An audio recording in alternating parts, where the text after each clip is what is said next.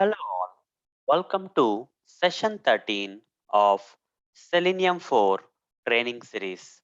In this session, I'm going to explain and practically demonstrate the other remaining Java concepts, that is packages, handling files, and collections framework. So let's get started. First, I'll start with packages. What exactly are packages and why we have to use packages in Java? The purpose of packages in Java is to group. Okay, the purpose of the packages in Java is to group related, related files together. So guys, as you can see here in this IntelliJ idea, here there is a project, and here we are going to create n number of files, right? Under the SRs, we are going to create some classes, interfaces, and any other files. So if this is a very simple project, guys, in real time, the project size will be very big, and that project will have hundreds of classes, interfaces, and all those stuff. Okay, it will become kind of messy if you create all those hundreds of classes, interfaces, and other files without categorizing them under directly under SRC. Okay, that's a problem. So guys, let's go out for a while. Okay, let's go out of the topic for a while. Let's say, guys, let's take a simple example. Let's say there is a room. Okay, and let's say uh, you are you are having your books. Okay, so in this room, you are just putting all your books. Okay, let's say you are whatever the books are there, right? Whatever the books you are reading, all these books you are putting in this room like this. Okay, but unfortunately this room doesn't have any partitions. Okay, it doesn't have any partitions, guys. That's a problem. So what you did is all the books, okay, all the books, you just put it like that in a messy manner you created. Okay, you placed all these books inside this room in a messy manner because there are no particular partitions in this room. Whereas other side, let's say other side, guys, let's say there are some partitions. Okay, there are some partitions on the other side like this, and in one of the room there are some partitions like this, and on the wall you can see there are some partitions. Now if you arrange your books in a proper way, because there are partitions here means you can arrange your books in a proper way, all the related books, for example fiction related books you may put here. Okay, story books you can put here, right? Then education related books you can, maybe dictionary and English grammatical grammar kind of books you can put it together. Okay, as a group you can group all the related books here and so on, guys, right? Now which one is better? The left side one is better, or the right side way of organizing the books in a categorized manner is better? Definitely, guys, this will be better. This is the best way, because if I suddenly ask you to bring a particular book from your room, okay, if I suddenly ask you to bring a particular book from your room, then you have to check each and every book. Okay, this is not the book that I have asked, so you'll go for another book. Okay, this is not the one, this is not the one, and so on. You keep on checking one by one book, and finally when you find the book you will give it to me. But this process will take a lot of time and effort, right?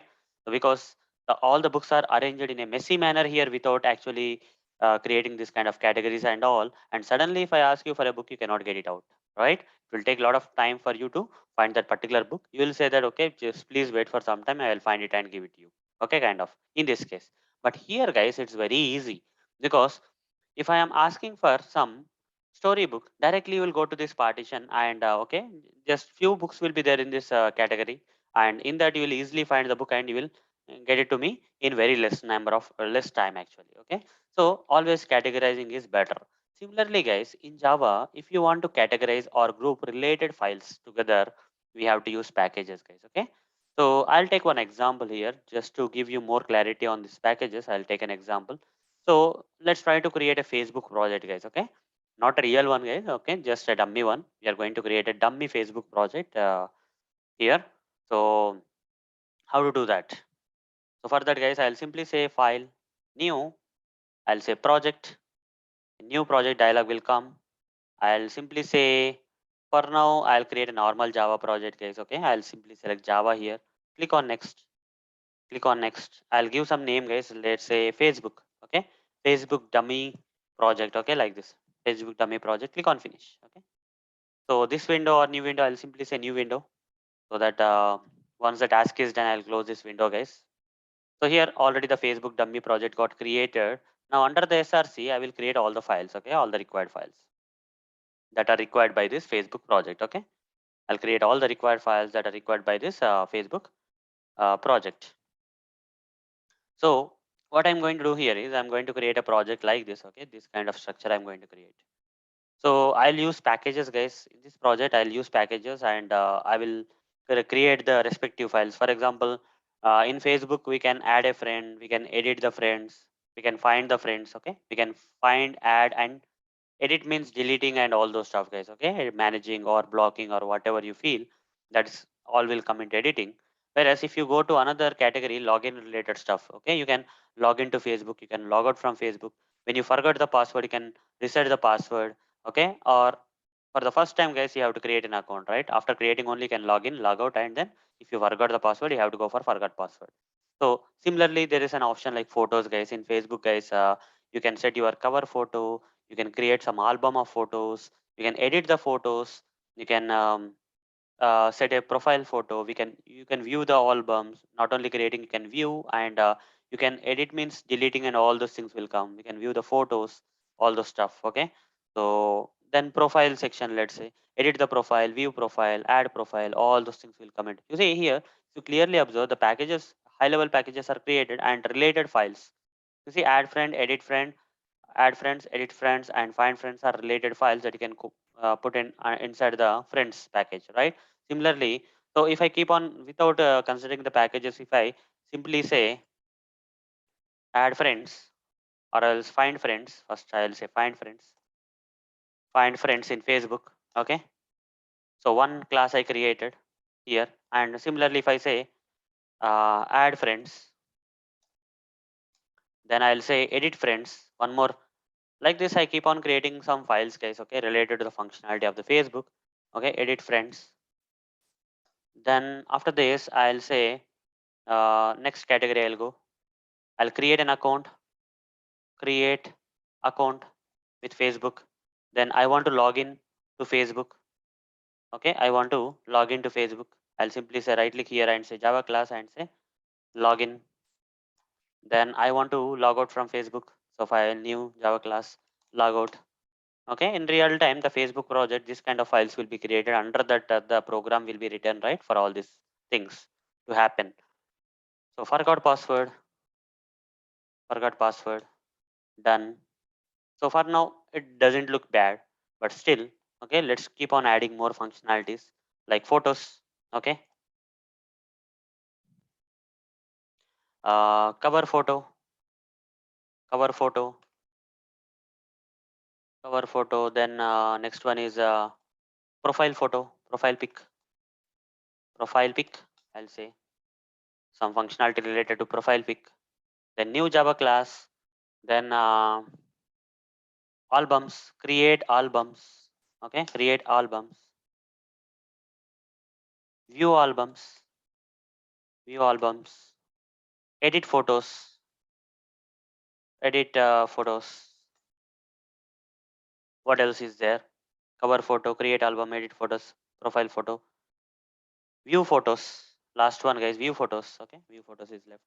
View photos. Here, guys, I'm not using any packages here. Simply, I'm keep on creating all the files, and as the project size is growing, this project is becoming a bit messy, right? So you see, it's not easy for you to find the required things, right? So suddenly, if I ask you to find this forgot password, you see, you have to go one by one. Okay, where is forgot password? Where is forgot? Okay, here it is, like this. Okay, it will take some time for you to find.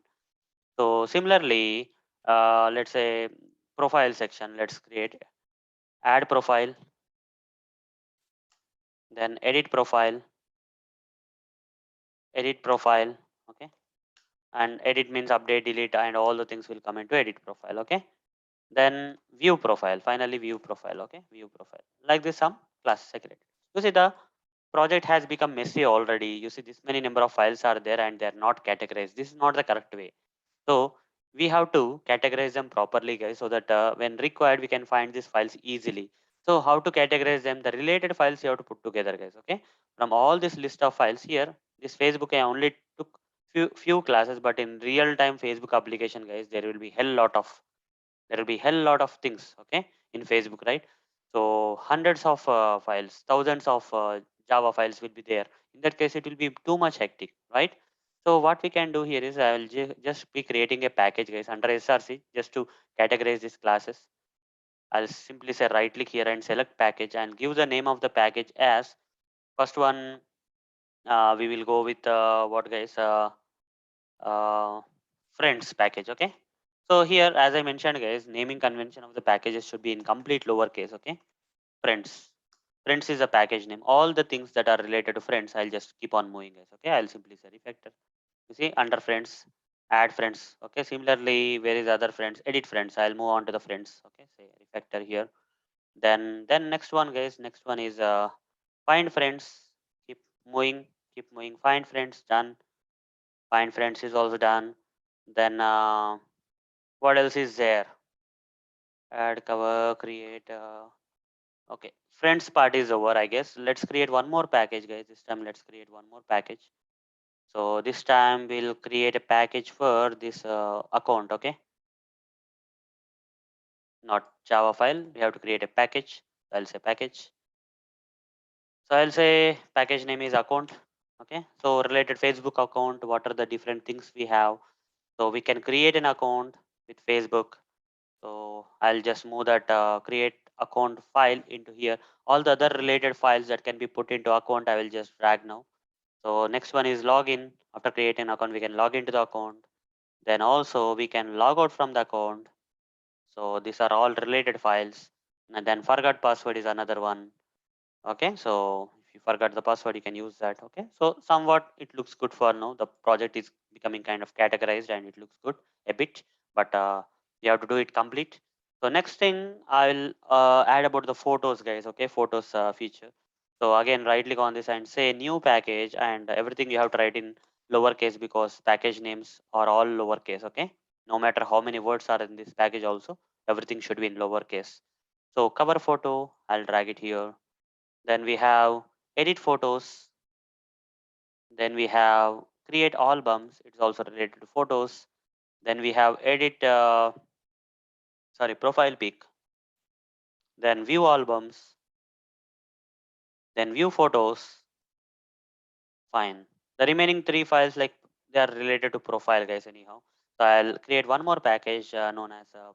I'll simply click on this and say close all tabs. Okay, so all these things will be closed. So right click new package and say profile. Okay, lowercase, complete lowercase. So just drag it here, refactor, and finally again refactor. Okay, move and drag and say refactor. You see now you have, this looks very good for me, right? You see this project now has packages, and this is what is the purpose of the packages. Related files you have grouped together under different packages here. The account related files you put in the account package, accounts package, or account package. The friends functionality related files you have put under the friends package. Photo related files you have put under the photos package, and the profile related files you have put under the profile package. Okay, so you can experience, right, this is what is advantage of the packages, guys, in Java. Okay, they group related classes, interfaces, or any other files in Java into a single umbrella. Okay, those are nothing but packages. Fine, guys, now you understood what is the purpose of the packages, and I explained with an example. Now guys, let me uh, close this. Okay, Facebook, we are done with the Facebook project, just for understanding the project, but I'll use this original normal general Java project that I have created earlier. So under this, under src, I'll demonstrate few more things about packages, guys. Okay, so this you have already seen, but let me cover it up again as part of the packages topic. So that is, so accessing the instance variables and methods from the other class which is under the same package. Okay, for example, here I'll create a class, guys. Say I'll just name the class as car class. I'll create a template for this car class. How to create the template? So I'll say string model of the car, string brand, okay, brand or company, whatever you can call.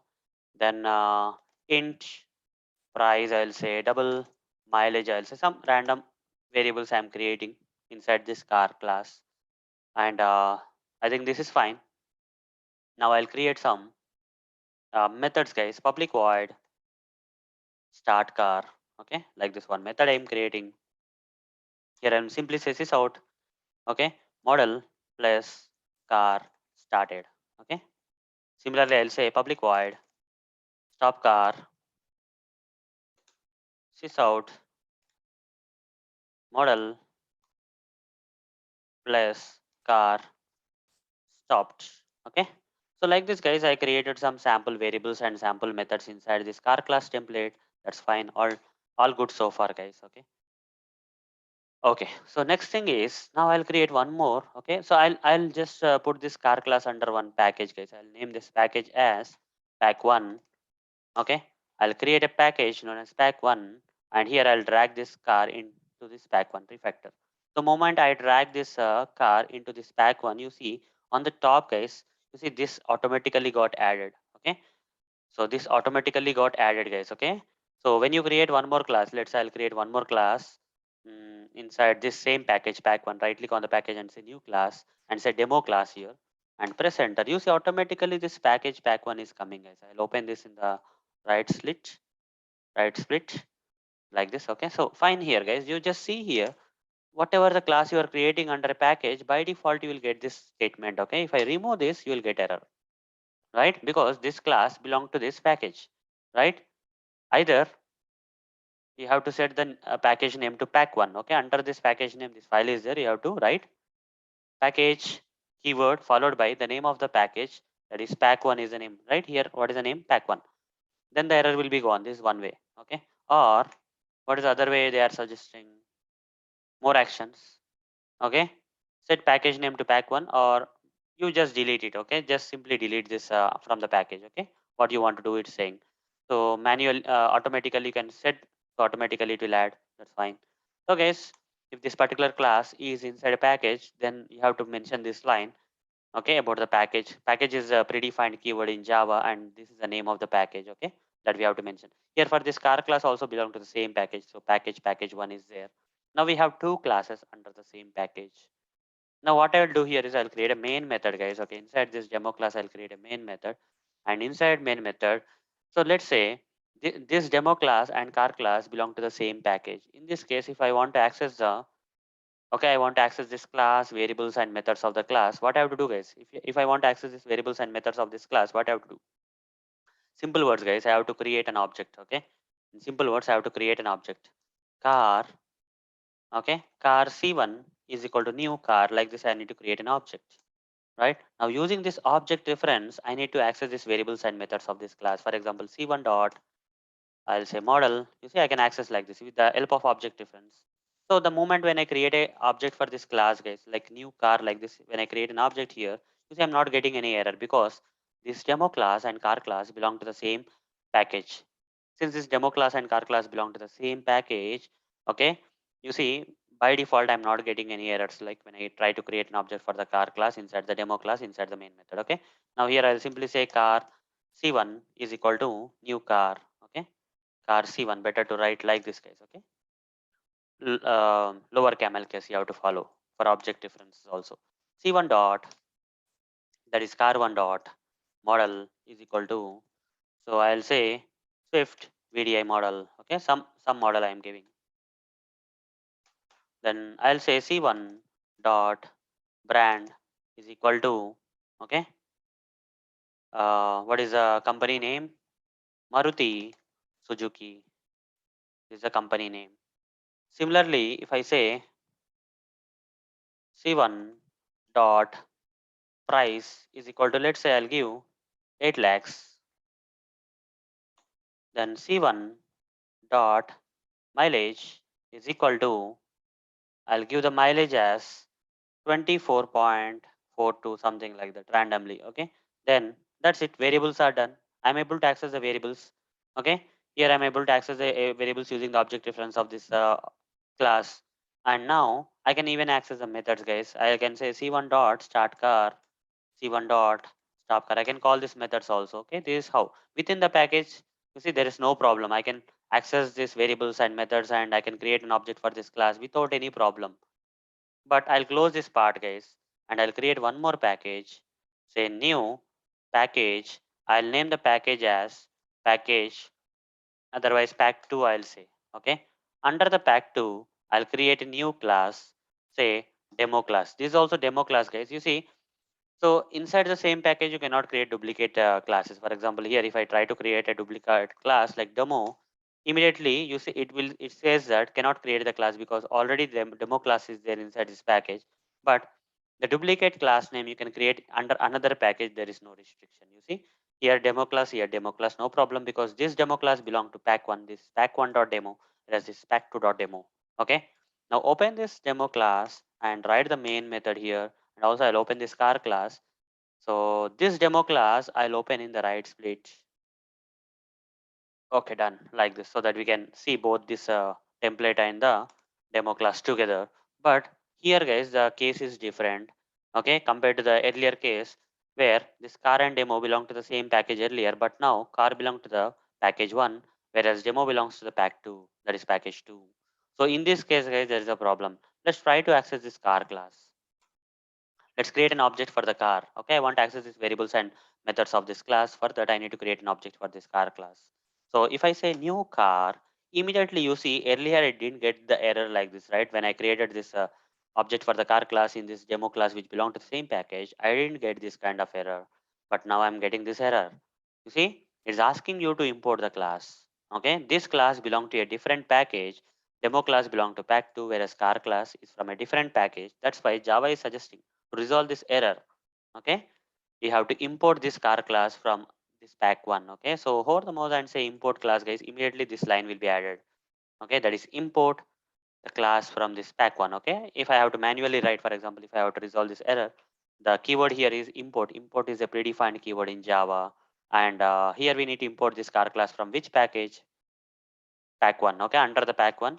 So write the package name, say dot, and mention the name of the class, that is car. That's it, and put a semicolon. That's it. You see the error is gone. Now say car C2 or C1, whatever it is equal to new car. Now using this object reference, we can access all the variables and methods of the class. So C1 dot model is equal to, there is a problem again, right? So here these variables are not public. You see, if you don't specify any access modifier here, like public access modifier is not specified before this. For methods, no problem, guys. I can access because they are by default specified with public. But here you have not mentioned any public keyword before these variables of this class, which is outside the package. In this case, you cannot access these variables here. You see, already the error is coming. But if you want to resolve these problems, guys, if you want to still access this model, okay, just add public, sorry, Control Z, and just add public here, public. You see, immediately the error will be gone. You see, error is already gone. So similarly, I'll make all the things public, guys, okay, public. Outside the package, all these variables, if you want to access, they should be of public access modified specified variables, guys. Okay. So now car dot model is equal to, again same example. I will take Swift VDI model, and I will say car C1 dot brand is equal to Maruti Suzuki. Then we have C1 dot price is equal to 8 lakh in Indian rupees, and C1 dot mileage is equal to 24.42. Then C1 dot start car, C1 dot stop car. You see, everything is accessible. Once I make all these properties of this class as public, and even the class is also public, guys. Okay, that's why we are able to access. Okay, class should be public, but here in order to create an object for this class and use this class, we have to import this class because this class is from a different package. That's one extra step.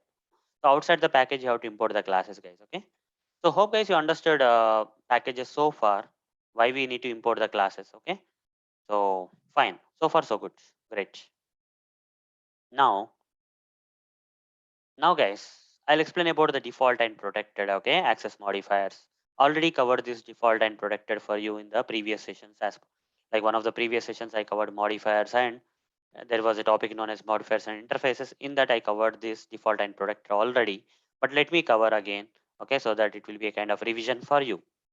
Fine. You see, already we have seen, right? For example, here, what if I, instead of giving public here, if I don't give anything, so ultimately what happens here is these variables, okay, these variables, even these methods also, if I remove this public access modifier from this variables and methods of this class, immediately you are getting everywhere you are getting errors, because you see here, because this demo class is outside the package.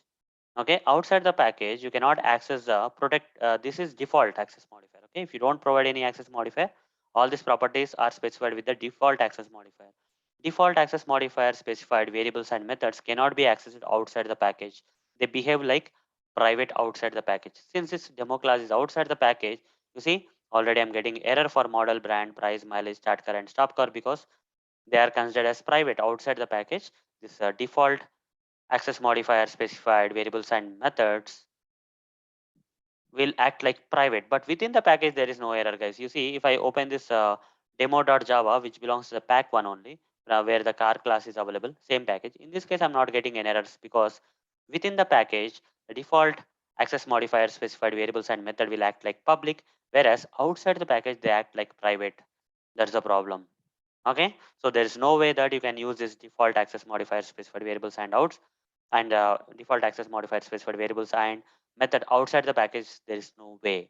But guys, there is some small hope in case of this, a small hope in case of protected when compared to default. Okay, so the hope is that with protected, guys, with protected, the subclasses, that is child classes outside the package, can access these variables. Okay, so we'll do that experiment now. What I'm going to do here is, okay, within the package anyhow there is no problem, so I don't want to, I'll just simply close this within the package class, whereas this demo.java is from pack2, which is a different package of the car class. But what if I make this demo class a child class of, okay, extends, I'll simply say extends car class. Okay, then I don't need to create an object, right? Because this variable should be inherited by this demo class. Okay, so what I will do here is, instead of creating an object, I want to directly access these variables and methods. So here default access modifier are there, and demo outside the package, demo class is outside the package and outside the package of this car class, and also it's a child class of this car class. But is there any way that I can access this? No, still no, guys, because default access modifier specified variables and methods are still private outside the package. Even after this demo class is a child class of the car class, still it is not possible, okay, to access these variables and methods outside the package, because they are default access modifier which are private outside the package. Now if I say model is equal to, you see already error will be coming, okay, Swift VDI, you see the problem is still there, right? So again I'll say brand is equal to, okay, Maruti Suzuki. Okay, so fine, Maruti Suzuki still, okay, the problem is still there, brand, and then price, I will say price is equal to 8 lakhs in Indian rupees. Still there is a problem. You see, all these are not accessible because this default access modifier specified variables and methods outside the package will act like a private. Okay, outside the package they will act like private. Okay, mileage is equal to 24.42. Always all places we are getting errors. And also I want to directly, we can directly call the this particular method, that is start car and stop car, we can call like this, right? Because this demo class is a child class of the car class. Here car is a parent and demo is a child, so we should be able to access like this without creating an object. But still it is not possible, because all this default access modifier specified variables and methods outside the package, they are still acting like private. But if I provide protected here, then there is a chance, right? So still there is nothing here. What's the matter? So let's see. I'll simply say protected. Protected. Is this a child class or not? Okay. So what is the problem? Let's see. Or the mouse. Static. The problem is static, guys. Okay. So what I'll do is I'll just do one thing. I'll just change this method to normal method instead of main method. The concept of static is coming into picture, guys. So I'll say some method one, I'll say, and I'll remove this stuff. I'll create a normal method which is non-static method. You see now I'm able to access, right? So I'll remove the protected here. still the errors are there. You see, still the errors are there. Okay, it's a normal method, but inside the method, if I try to access these variables and methods of this parent class, they are still not accessible because default access modifier specified variables will act like private outside the package no matter what. But what if even after this became a child class also not accessible? But if I make them protected, then it's okay, guys. Okay, they are not like private. Okay, so except for child classes, for remaining all the classes outside the package, they are private, guys. But for the child classes, you can access. You see, you are able to access for the child classes in case of protected. Already covered this topic for you in detail in one of the previous sessions, guys. But I'm revising it as part of the package context here. See, everywhere I'm providing protected and things are working it out. Okay, you see errors are going off. Only stop car has error. Here also I'll add protected. Done, guys. That's it, guys. You see. So this is how the package plays a role in case of default and protected access modifiers. Okay. So default and protected access modifiers will act like private outside the packages, but coming to protected, guys. Okay, if you have a child class outside the package, we can access the protected access modifier specified variables and methods outside the package also. Fine. So far so good, guys.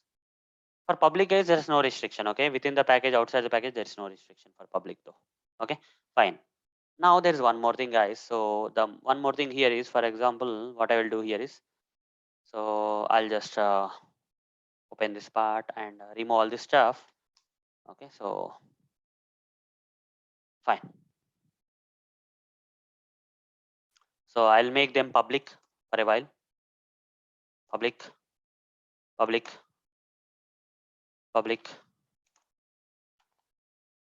public. Inside the car class, all these variables and methods are now public. No problem then, right? There's no problem. I'll delete this package, guys. We are done with the package. This package, that is separate package, we are done with. Now open the car class, and this car class is of public, and these variables and methods are also public type. That's okay. And I'll open this demo class on the right side, guys. Okay. Open in right split. Yeah, I can open like this. Now, guys, what I will do here is let that be that let the demo class will be there, but I'll create one more class, guys, like bank class. Okay. So bank class I'll create inside the same package I'm creating, guys, and this bank class I'll create some variables and methods. I'll say string account type 1, string account type 2. Okay, then I'll create some methods also public. I'll just make everything public, guys. Okay, so let's not mess up with the access modifiers anyhow. I'll put everything public. That's okay. Public void deposit amount. I'll just create some sample methods also. Deposit amount is one method inside this bank class. Okay, sorry. I'll say this out amount deposited, and here I'll create one more method public void transfer amount. For sample, only two methods I'll create, but you can create any number of methods inside this class. But as a sample, I'll create only two methods. Okay, amount transferred. Okay, this much is enough for me to go further. Okay, guys, fine. Now, as you can see here, guys, the car class and bank class are within the same package, right? Bank and car are in the same package, and here we have the demo class. We have the demo class. Open the demo class, guys. Okay, this demo class is also in the same package. Now, if I want to access the variables and methods of this bank and car class, what I have to do, guys? Car is equal to new car, and say car dot model is equal to, I can give, you see, without any restrictions I can do, right? There's no problem. Swift VDI, like this I can create and all those stuff. So car dot start car. Okay, some sample variable and method I'm accessing for this car class. Similarly, bank also I can do the same thing. Bank is equal to new bank. Okay, now here I'll say bank dot deposit amount, or bank dot account type 1 is equal to savings account. Okay, so one sample variable, and bank dot deposit amount. Okay, like this. Okay, I can call this method. You see, there is no problem or restriction in accessing, because this demo class also belong to the same package, and I don't have to do any import stuff here. But what if guys, I'll delete this demo class from here, and I'll create one more package. I'll create one more package here. Say pack2 And in this package, I'll create a demo class like this demo and press enter. And now this package is outside this, okay? This class is outside this package, okay? So bank and car are in one package, whereas demo is on another package. Now in this case, guys, okay, I'll create a method here.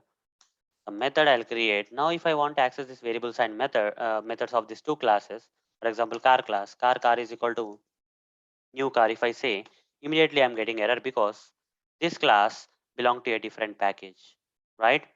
So demo class belong to one package, whereas this car class belong to another package. So in order to create or access this class outside the package, I need to import this class.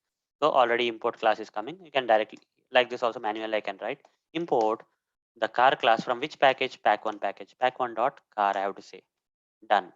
Now, similarly, if I want to, okay, if I want to access this bank class, again, bank is equal to new bank I have to say, right? I need to create an object for the bank class. And here also same problem is coming again. I have to import here. I have to write import pack1 dot bank. Okay, bank. Like this I have to import. But as you can see, guys, this bank and car class are from the same package. So here, instead of writing these two import statements, okay, so if I remove this bank, guys, okay, you see error will become with the bank. Okay, so instead of basically writing this car and bank here, I'll simply say dot star. Okay, I'll simply say dot star, guys. Okay, so pack1 dot star, if I say, you see the star means any number of classes you can import. Okay, star means any number of classes you can import from this package. From the pack1 you can import any number of classes. You see, one time it's done. If I remove this, you see, for both the statements you are getting error. At one time I want to import both this car class and bank class from this pack1. At a one go I want to import means I have to simply say import pack1, and under pack1 import all the classes. Instead of giving car bank, you just say asterisk here. You see all the classes under the pack1 will be imported in this class, and you don't have to separately import car class from pack1, separately import the bank class. If there are 5 to 6 classes, you don't have to import each and everything separately, guys. Only with the single statement of import we can do our job. Okay, this single statement will do the job because all the classes from the pack1 are imported at a go, and we can use in the file. So guys, this is what is demonstrating the use of asterisk symbol in the import statements in Java for importing all the classes at a go. Okay, from a package at a go. Fine, guys. I am done with the packages now, but there are other two topics I have to cover as part of this session. The next topic is handling files. After that, I'll cover collections framework at the end. Okay. Now let's go with another interesting topic, guys. That is handling files. In order to handle files in Java, first we have to represent the file. So how to represent the files in Java? So let me show you. There's a predefined class in Java known as file. Okay. There's a predefined class in, let me delete all this stuff, guys, and I'll freshly create a new class. I'll delete all this stuff. Okay. Now under SRC, I'll create a new class, it's a demo class, and along with the main method, I'll create, guys. Here I'll create a main method. So inside this main method, I will represent a file, guys. Okay, I want to represent a file in Java. How to represent a file in Java? So representing a file in Java is possible with the help of a predefined class in Java known as a file class. Okay, file class, the predefined class in Java. We need to create an object for this file class, new file, like this. And in this constructor, okay, in the constructor of this file class, we have to provide the path of the file. Okay, where this particular file exists in your machine, you have to provide that particular path, guys. Okay, let's create a file in my machine and let me provide the path of that particular file to represent the file in this program. Okay, let's do that now. Let's go to one of the location in my machine. Let's say I'll take you to this downloads location in my machine. Okay, this downloads is kind of neat here in my machine, so I prefer this location for now. You can go to any location in your machine, guys, and in that particular location you create a new file, guys. Okay, right click and select new and create a new file. Let's as simple as text document you can create. Okay, select the text document and name the text document, guys. Okay, I'll give the name as ABC. That's it, very simple one, and press enter. Okay, so if you right click on this file and select properties here, okay, if you say right click and select properties here, you'll get a dialog, guys. The extension of this file is .txt, guys. As you can see here, the name of the file is abc, which is there in my downloads location, and the extension is .txt. So how to represent this file? This file, if I open, guys, it's kind of empty. You see, I didn't write anything inside this file. You see, when I open this abc.txt file, there is no text inside this file for now. So this file I want to represent in Java. So in order to represent, guys, I need to first create an object for the file class in Java, and this constructor I need to pass the path of that particular file that I want to represent. What is the location where this file is available? So here, just select this location, guys. In my machine in the downloads folder, right click, copy this and paste it here, guys. See, so it's not coming properly. So what is this location actually in the downloads? And okay, fine. If I create some folder, what is happening? Let's see. Now you see this is actual place. Okay. So we'll do one thing. I'll create a folder, guys. I'll create a folder and move this file into that folder. I'll just name this folder as sample folder. Inside the sample folder, we have this ABC file available. And I'll go inside this folder, guys. I'll select this location. You see, this is the path where this particular file is available in my machine. I'll copy this path and come back here. And in between these double quotes, I'll paste the path. You see, automatically, okay, automatically instead of this single backward slash, double backward slash is getting added, right, wherever the single for backward slash is there in this windows path. You see C colon singles for backward slash, users single backward slash, and some number single backward slash, download single backward slash, like that. Okay, wherever the single backward slash is there. Okay, so double backward slash is coming because in Java, guys, okay, when you are representing a string, okay, in Java, when you are representing a string, and if you want to represent this single backward slash, you have to use this escape. Okay, this is a escape character, guys. If you give double backward slash, it means single backward slash. That's what is the thing. Okay, in Java you cannot give like this. Okay, you will get error because this cannot be recognized in Java, guys. If you give double backward slash, means it is considered as a single backward slash by Java. That's why you have to provide the path like this. And you see, under the sample folder, guys, under the sample folder, we have this abc.txt file. So I'll again say double backward slash abc.txt file. Okay, so now I have represented a file in Java, guys, and you see there is this is a predefined class in Java. File is a predefined class in Java, and I need to import this file. Why I need to import this file, guys, from Java? What is the reason? For example, before importing this particular file class, let me explain one more thing. For example, if I say string str is equal to, okay, some Arun, if I say something like this, my name, if I give to this string, and did I import the string class? String is also a predefined class in Java. File is also a predefined class in Java. Why didn't I only, okay, why didn't this Java is able to recognize string class, but it's unable to recognize the file class? What's the reason, guys? Why I need to explicitly import this file predefined class from Java library? Why not string? Because file belongs to a package known as java dot, okay, lang. There is a default, string belongs to a package known as java.lang. Okay, so let's see that where is that string? What is the package in which the string is available? How to find it out? Otherwise, we'll go to the library of Java, guys. Okay, Java 8 API library, and here if you go to this library and search for the string class, guys, if you go to the string class, and you will see that string is a predefined class in Java, and it belongs to one package, that is java.lang package. Okay, this is a package for which this string class is under this package known as java.lang. This is the default package in Java. So if you are using any classes, not only string class but any class, if you use from this java.lang pack, you don't have to explicitly import that particular class, guys. Okay, but file class is not from this package. Okay, file class is not from java.lang. Not only this string class, guys. For example, if I say this out, okay, here I didn't import this system predefined class from Java because system is also belong to the same package, that is java.lang. Let's find it out. So simply say control F and say system and search for the system predefined class.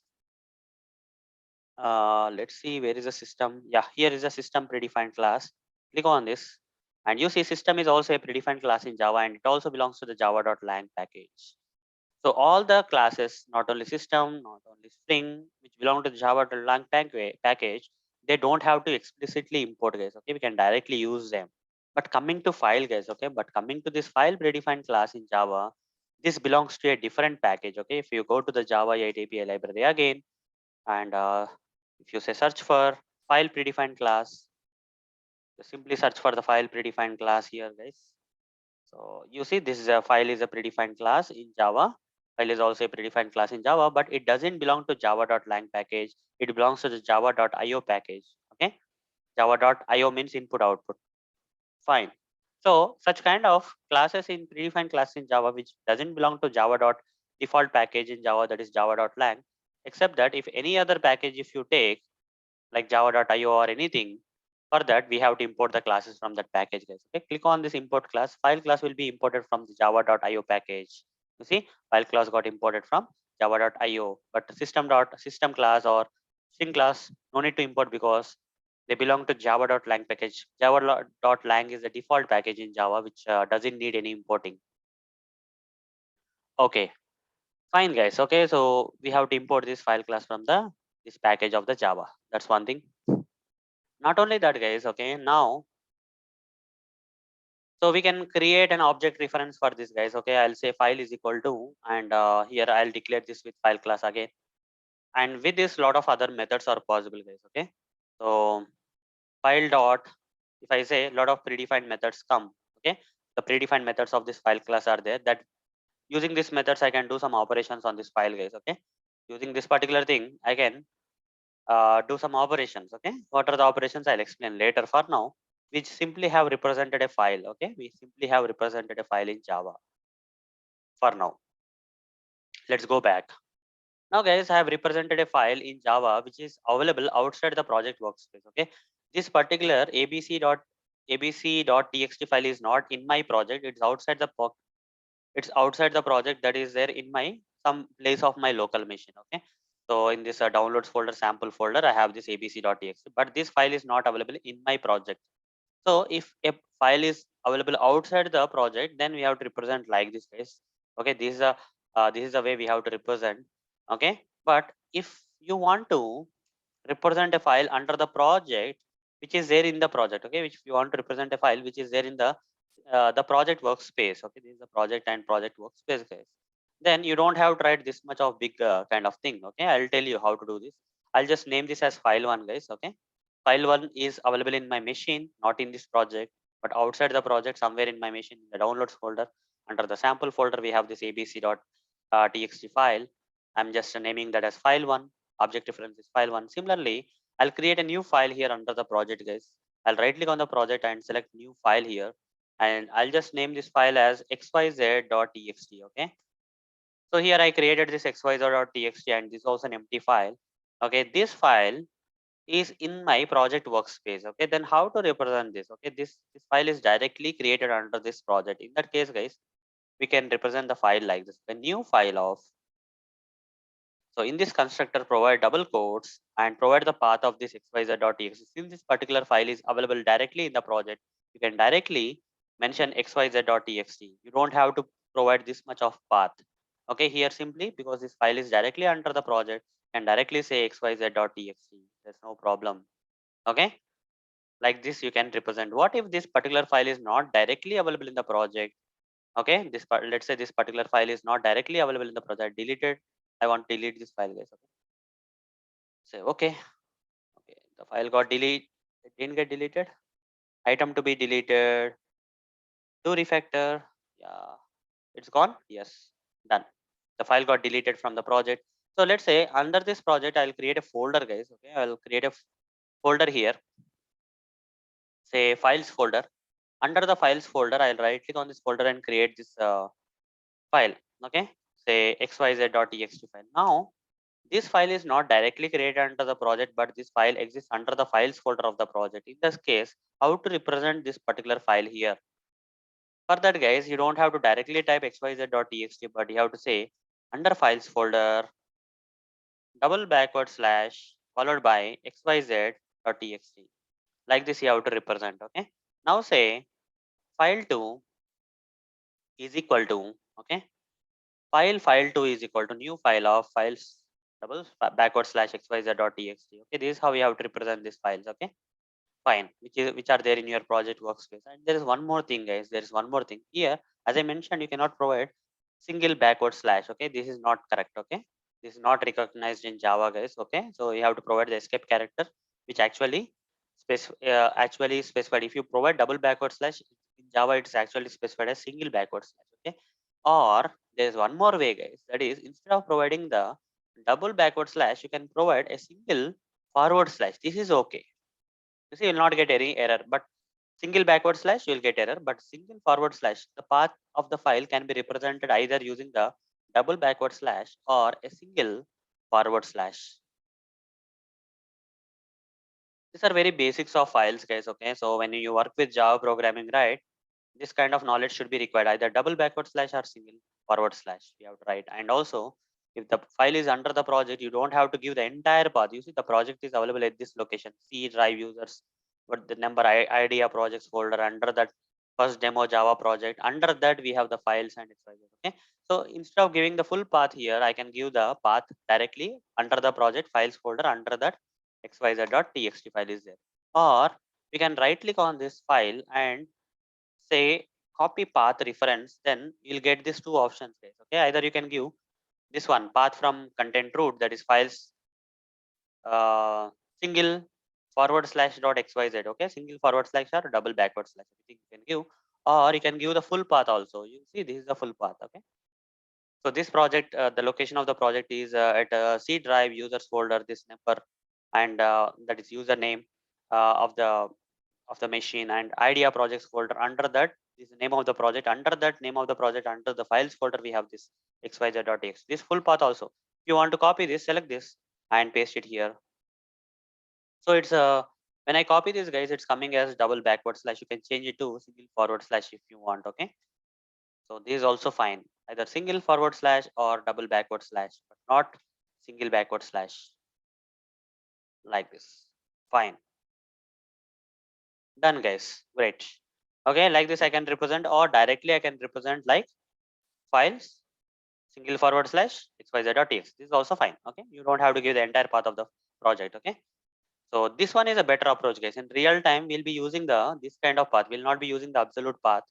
Here, when I try to copy, guys, I'm getting two things, absolute path and this is a relative path. So direct path is better. Okay, not the absolute path. Full path is nowhere preferred. Okay, so whenever you work with files in Java or something, right, we generally don't create the right kind of full path. We don't create, guys. We only create this kind of shortcut paths. Okay, directly under the project, where is the in which folder which file is there, like that we'll create. Okay, not the full path we'll give in the projects. Fine. Okay, this is the best way, guys. Okay, the best way, this is the best way to represent a file in Java. And also this is the best way because instead of you represent a file that is there somewhere in your machine, okay, it's better to represent a file that is there in the project. Okay, whenever you uh, want your projects to represent a file, guys, better to create that files in the project itself rather than creating this kind of files at some location in your machine like downloads folder or something.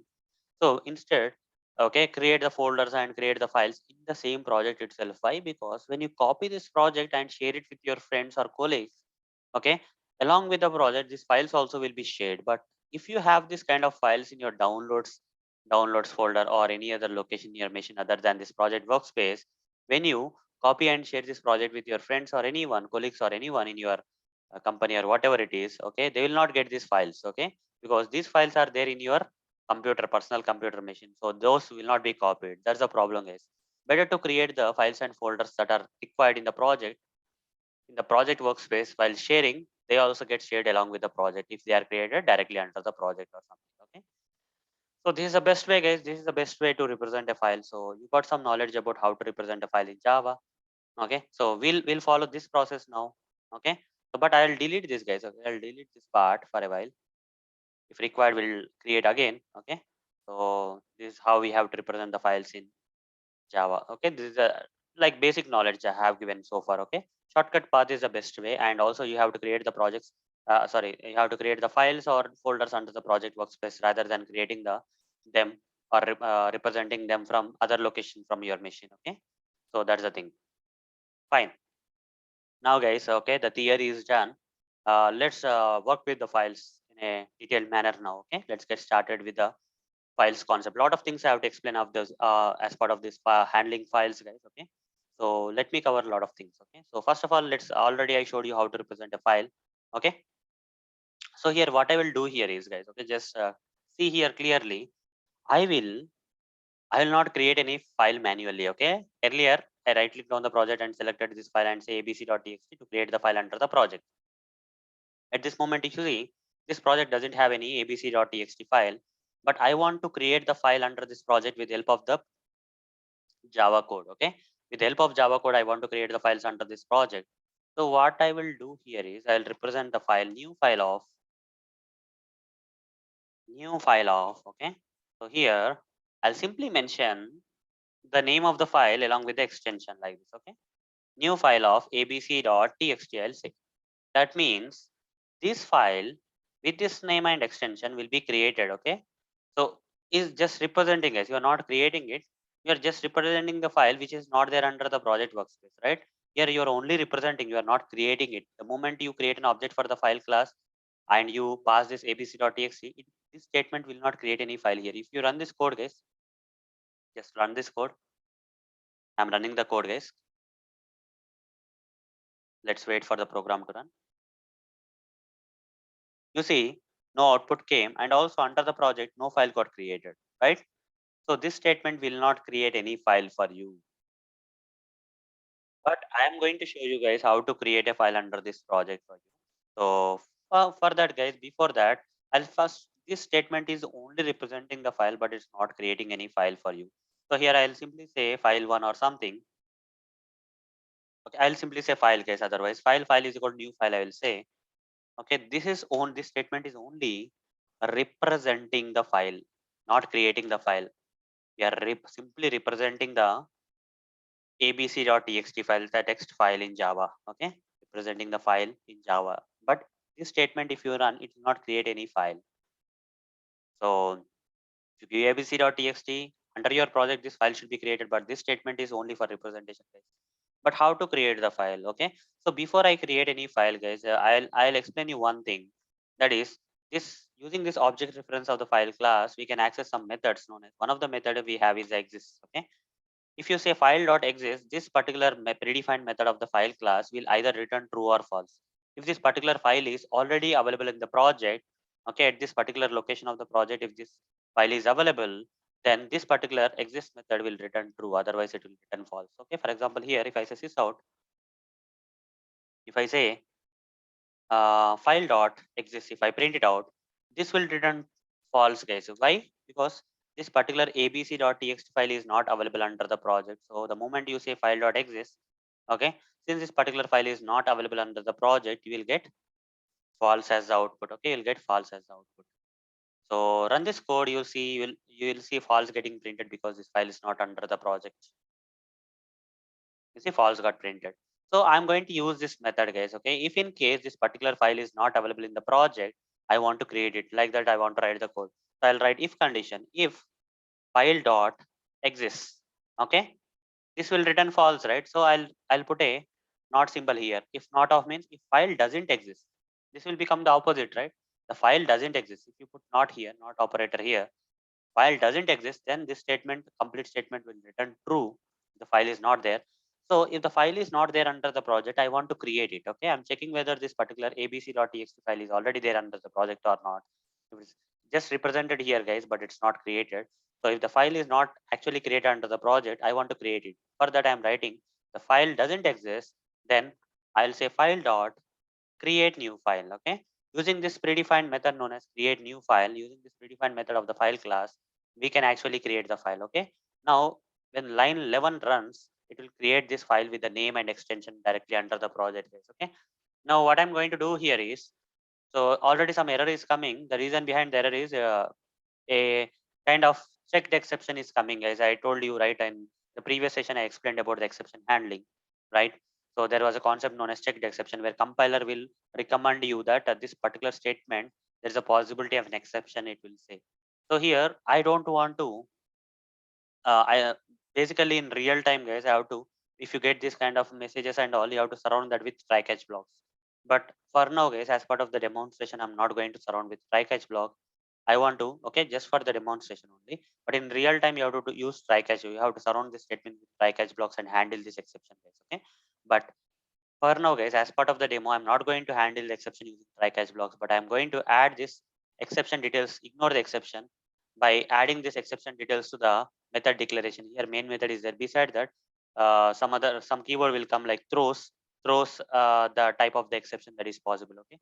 I'll simply say add, you see, throws is a keyword and IO exception. So I'm shutting the mouth of the compiler now and suggesting, please don't suggest me this exception now.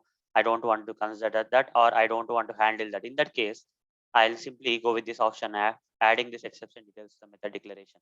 Okay, fine. So once this is there, the compiler will not suggest you anymore, but the exception is not actually handled. But that's why I'm saying is in real time you have to handle this exception using try catch blocks. But for now, as part of demonstration of this session, I'm not going to handle the exception using try catch blocks. Rather, I want to shut the mouth of the compiler for a while. Now run this code, guys. When I run this code, what happens is here file is represented. Here it's checked whether this particular file actually exists under the project or not. If it doesn't exist, then we are going to create it. Okay. We are creating the file if the file doesn't exist under the project. Okay. So this one will create the file. So where the file will be created, since you are giving the name and extension directly, directly under the project, this file will be created. Guys. Run this code. In a while, you will see. Once the code runs, you will see that. Okay, no output. But here, if you go to the project, guys, here you see abc.txt file got created. Open this file, guys. There is nothing here. Now using this predefined method of the file class, we created this file, guys. Okay. So what I want to do next is I will remove this portion, guys. Okay. So I'll delete this. I'll delete this part. This time, guys, I don't want to create a file. I just now showed you how to create a file using the Java program. But this time I don't want to create a file. Rather, I want to create a folder.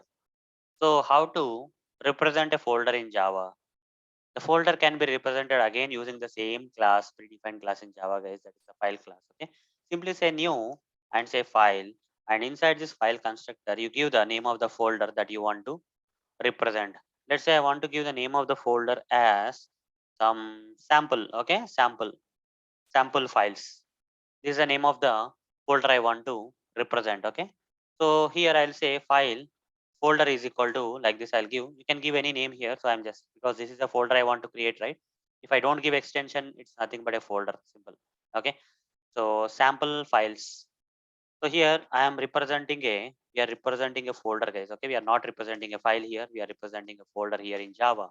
But if I run this code, okay, if I run this code, the folder will not be created because this statement only represent a folder, guys. Okay. Using the file predefined class, we are representing a folder. But you see, no folder got created here. How to create the folder? Same thing, guys. Again, I will say if this folder dot exists, it will return true if the folder is available already. If it will return false if the folder is not available. At this moment, it's not available. I'll simply add a not symbol here. The folder doesn't exist. Then go inside the if block and create the folder. But how to create a folder, guys? In Java, how to create a folder? To create a file, there was file dot create new file was there. Create new file was a predefined method in Java for creating the file. But how to create a folder? Here I'll say folder dot mkdir I have to use. Okay, another predefined method of file class I have to use, that is mkdir. Mk means make, directory means folder. Okay, mkdir make directory, create the directory. Okay? So this will create the folder. If this folder doesn't exist in this project, it will create the folder. Okay, this actually creates a folder with the specified name, and you see I gave the name of the folder to be sample files. With the name of sample files, a folder will be created here in the project because directly we are giving the name. Run this code and you see in a while you will see, you see there's no output, but here sample files folder got created, right? An empty sample files folder got created. Fine, guys. Now I'll remove this part. Again, I'll delete this folder. This time I'll show you one thing. One more exercise we'll do. What I want to do here is I want to first create a folder, and under that folder I want to create a file. Okay, two things this time, not just file and not just folder, both. First I'll create a folder. In that folder I'll create a file. How to do that? So same thing, guys. I'll say file folder is equal to new file of file folder is equal to new file of, give the name of the folder, guys. Okay, name of the folder, that is sample files folder. Okay, sample files is the name of the folder. I'm represented a folder here, and if folder dot exists, and that is not exists by putting the not operator here. If the folder doesn't exist, then simply say folder dot mkdir. Create the folder only if this particular folder is not available. Okay, that's one thing. Then after that, what I will do here is, once the folder is created, I want to create a file. I'll represent a file here, guys. So I'll just type the file here. File is equal to new file of file is equal to new file of. I'll just give double quotes here and represent the file here. Say abc.txt. I should not be creating, this is not the correct way, guys. Okay, this is not the correct way. So what I will do here is, instead of doing like this, new file of, under this folder, sample files folder, I want to create the file. So the object reference of this folder, I'll take this object reference, that is folder here, and put a comma, and here I'll give the name of the file that need to be created under this folder location. Okay, under the samples files folder, or samples files will be created under the sample files. Okay, I want to create the file, so abc.txt I'll give. Okay, so put a semicolon. This is only for representation, guys. This is just representing the file, but it's not creating. Again, here I'll say, if not of file dot exists, file doesn't exist, then create the file. How to create the file? Say file dot create new file. This will create the file under this folder, because you gave the folder followed by the name of the file. Now run this code. You see a folder will be created with the name sample files, and under the folder abc.txt file will be created. So the program got executed, and you see here there is sample files folder created here. And if you expand the sample files, you see abc.txt file is created under this sample files folder. So hope, guys, we got to the next level now, right? We got to the next level where we created a file, we created a folder, we not only represented but also created them and checked whether they are available or not. Only if they are not available, this will create, guys. If I run this again, nothing new thing will happen, guys. Okay, already the file folder is there, already the file is there. So here this will return true here, because not of true is false, so this will not be executed, it will not create. And this will return true because this particular file exists in the project, so not of true is false, and this file creation also will not be created. Okay, like that we have programmatically written the code. Fine, so far so good, guys. Okay, so far so good. Now till here I explained, guys. Till here all the handling files concepts I explained. Now let's understand few more predefined methods. Okay, so here there is one predefined method in the file class, predefined class of Java, that is isFile. Whether it is a file or something, we have to write down. For example, here I'll say this particular folder is a folder, right? This is a folder, it's not a file. So I'll say, I'll copy this folder, guys, and say, if I say this out, if I say folder, that is folder dot is file, if I say, this will return false because this is a folder, it's not a file. Okay, run this code. This time you'll see it will print false in the output. This particular line will print false in the output because this is a folder, not a file. You see, false will be printed. Similarly, if I say this out, and if I say this particular file, okay, this is a file, right? File dot, if I say dot is file, okay, then this particular thing will return you true because it's a file. So run this code and see that it will print true this time. Okay, first one will be, this line will be false, this one will be true. Okay, you see false and true. Similarly, guys, there is one more predefined method in Java, that is folder dot, okay, is not is, sorry, what is that, is directory, sorry, dot is directory. Okay, so folder dot is directory is one method. So here if it is a folder, it will return true, but here file is not a folder. In this case, is directory will return false. Here we'll get true, here we'll get false this time. Now run this code. First we'll get true, then next one will get false, because first one is a folder, second one is a file. Okay, true and false, you see, as expected. Folder is a folder, but this file is not a folder. Okay, false. So one more method we have, guys. Okay, apart from this is file and directory, let me explain one more predefined method of the file class, that is a delete, guys. You can delete these files and folders, guys. Okay, so let's say here, so here this particular things have created this folder in the project, and after that it created the file. One by one I want to delete. So first I want to delete this file, guys. So I'll say file dot delete. Okay, this line will delete this file, guys. Okay. Now if I say folder dot delete, this will delete the folder.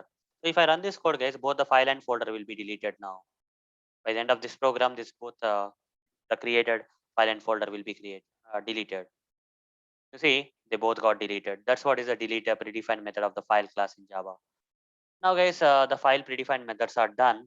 Now, the interesting activity comes here. That is, so why we have to create the files, guys? Okay, why we create or why we generally need files? Why files? The answer here is with files we do a different operations like we will write something into the files. We can write some text into the files and all those stuff, or we can read from the files. We can read the files, we can write files. Okay, we can write something into the files, we can read also something from the files. This is what is the purpose of files, right? This is what is the purpose of the files, guys, in Java. So in general also that is the purpose. Okay, so general purpose of the files is to read and write. But how to do that reading and writing with the help of Java code? For that, guys, I'm going to explain. Okay, so what I'm going to do here is already there's a folder, and under that folder we are creating this file. Now I want to write some text into this file. So here, till here, what's happened in this code is just observe this, guys. We represented this folder, and if the folder doesn't exist, here you see it doesn't exist. It will now create the folder with the name sample files. It will create a folder here under the project, and this line will represent the file. And here, if that particular file doesn't exist under the folder, then we are going to create a this abc.txt file under that folder. Okay. So now once the file is also created under the folder, into this file, to this newly created file, I want to write some text. I want to write some text. Okay. Using this code, write text into the file. How to do that? For that, guys, we have several predefined classes and classes in Java, guys. Okay, there's not one way, guys. Multiple ways are there in Java. There are multiple ways to do this thing. So let me create a mind map, and you will understand what are the different ways using which we can read and write the files in using Java programming. So let me open this mind map, and after that, I'll explain the different ways of reading and writing files in Java. Let me create this mind map, guys. So file handling, and here let me give some theme so that it looks good. Now I'll just change some settings here also. I'll go with this process. So guys, what are the different ways? First way is the simple. Okay, there's something like readers, guys. Okay, readers by writers. Okay, this category, just understand this category, readers by writers. And other way is streams are there. Okay, there are streams, some predefined class under streams, and some are predefined readers and writers. Coming to the readers and writer, guys, the first category of readers and writers we have are we have file reader for reading from the files and file writer for writing into the files. Okay, file reader and file reader is one type of, these are the predefined classes, guys. Okay, these only categories. These are categories, guys. Under this readers writers category we have file reader and file writer. Along with the file reader file writer we have buffered reader, and we have buffered writer we have. Okay, then next we have, along with the buffered writer and buffer reader, we have print writer, and only print writer is there. Print reader is not there, but only writer is there. Okay, the next one is print writer, only writer, guys, not reader. Fine, that's one thing. And here under streams, guys, we have other predefined classes like file input stream and file output stream. Okay, these are the two things. Okay, this is for writing, this is for reading. Input stream is for reading, output stream is for writing, like that. Okay, so guys, here we have four ways. Okay, in Java we have four ways of reading and writing into the files. Either we can follow this way, this way, this way, this way, but as part of this session I am going to explain all the ways. Okay, one by one. We'll start with this one, we'll go with next this one. I'll show you how to read and write using this buffer reader and buffer writer predefined class in Java. Then I'll show you how to write into the files using the print writer class and predefined class in Java. Then I'll show you how to use FileInputStream and FileOutputStream for reading and writing into the files in Java. Okay, so all these things one by one I'm going to explain. Okay, first let's start with the file reader, file writer, guys. So let's start with the file reader and file writer. For that, I'll go to this IntelliJ, and here you see after creating the folder, after creating the file, I want to write the text. First of all, I want to write the text in the file. Okay, then I want to read it. First, I want to write, and for writing, guys, here in the first category we have file writer class. Okay, so what I will do here is I'll create a object. Okay, file writer, fw is equal to new file writer. I'll create an object for this file writer class. For the mouse on this file writer, you see this is also one of the predefined class in Java, and we have to explicitly import, guys. Okay, select this import class. You see file writer got imported from IO package. You see everywhere you have imported the file class, file writer, IO exception, all are coming from same package. So instead of providing this many import statements, you can put a asterisk here, and this is not required at all. You see errors are not there, right? Errors are gone. With a single statement, I was able to manage. Anyhow, file writer fw is equal to new file writer, and this constructor cannot be empty, guys. And here if you hover the mouse, it's asking you to pass the file. Here you see this is the correct one. Okay, file writer, we need to we need to pass the representation of the file to which you want to write the text into. Okay, so for example, this is the file we created, right? This is the file we are creating here. So this is the file. I'll copy this file, guys. Okay, name of the file, and pass it as a pass it to this constructor. Okay, as an argument, this file I'm passing as an argument to this file writer. So now using this object reference of the file writer, we can write into this particular file, guys. Okay, so how to write that? For that, fw dot, we have a command known as write command, guys. Okay, there's some command known as write command where you see some string is there, string format. I don't want to write character by character, I just want to write as a string format. So here I'll say my name is Arun Moturi. I'll write. Then in the new line, I want to write fw dot, the second line of the file, I want to write double quotes. I want to write I love Java programming. Like this, two lines I want to write. Okay, one more line. Let's say write. Okay. So my name is Arun Moturi. I love Java programming, and we are learning Java as part of learning Selenium 4. Okay, as part of learning, and as part of using it for as part of using it in Selenium 4. Okay, Selenium 4 automation. We are learning Java. This is the reason why we are learning Java, right? In this training series, right? That's why we are learning. Like these three lines I want to write, guys. Okay. So guys, if I run this code, okay, if I run this code, this folder will be created. Under that folder, abc.txt file will be created, and using the file fw, this file writer, one of the predefined method of the file writer, that is write class, write method. So this text need to be written into the file, but unfortunately this will not work. I'll tell you the reason after that. First, let's run this. You see that the folder will be created, under that file will be created, but this particular text will not be written. You see sample files, open this abc.txt. You see there is no text available in the abc.txt, because whenever you use this write predefined methods of the file writer, once you are done with writing all the text, you have to say fw dot, there's one command known as flush, guys. Okay, you have to finally flush. The moment you say flush, then only this text that has been written into the files will be saved. The file, this text will be saved in the files only when you flush it. Okay, otherwise it will not be there. So that's what is the purpose of the flush, guys. Okay, so along with this write, you have to use a flush, then otherwise it is not going to work. Fine, guys, so far so good. Now guys, let me run this time. You see, after I write, once I say flush, this time it should write. Run this code, this time it should write, guys. Okay, the program got executed. Now if you open this abc.txt, you see whatever the text I mentioned is available here. My name is Arun Moturi. I love Java programming. We are learning Java as part of using it in Selenium for automation. Okay, like this, all the text came here. But the problem here is, I thought this will come in the first line, this will come in the second line, and thought this will come in third line. What is the problem here? So if you are writing this write statements in separate line, doesn't mean that this text is also going to go into the new line, right? That's a problem. So what is the solution for this problem? The solution for this problem here is, here we have to use some escape character known as /n. in this particular string literal text, wherever you provide /n, okay, wherever you see it's kind of recognized by Java, right? It's coming in orange color.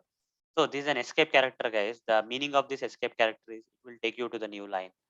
Here also, after writing this line, I want to go to the new line. For this, I don't want to go to the new line. After printing this line, after writing this line into the abc.txt file, I don't want to go to the new line. So I don't have to add /n here. But in these two cases, I have to add /n.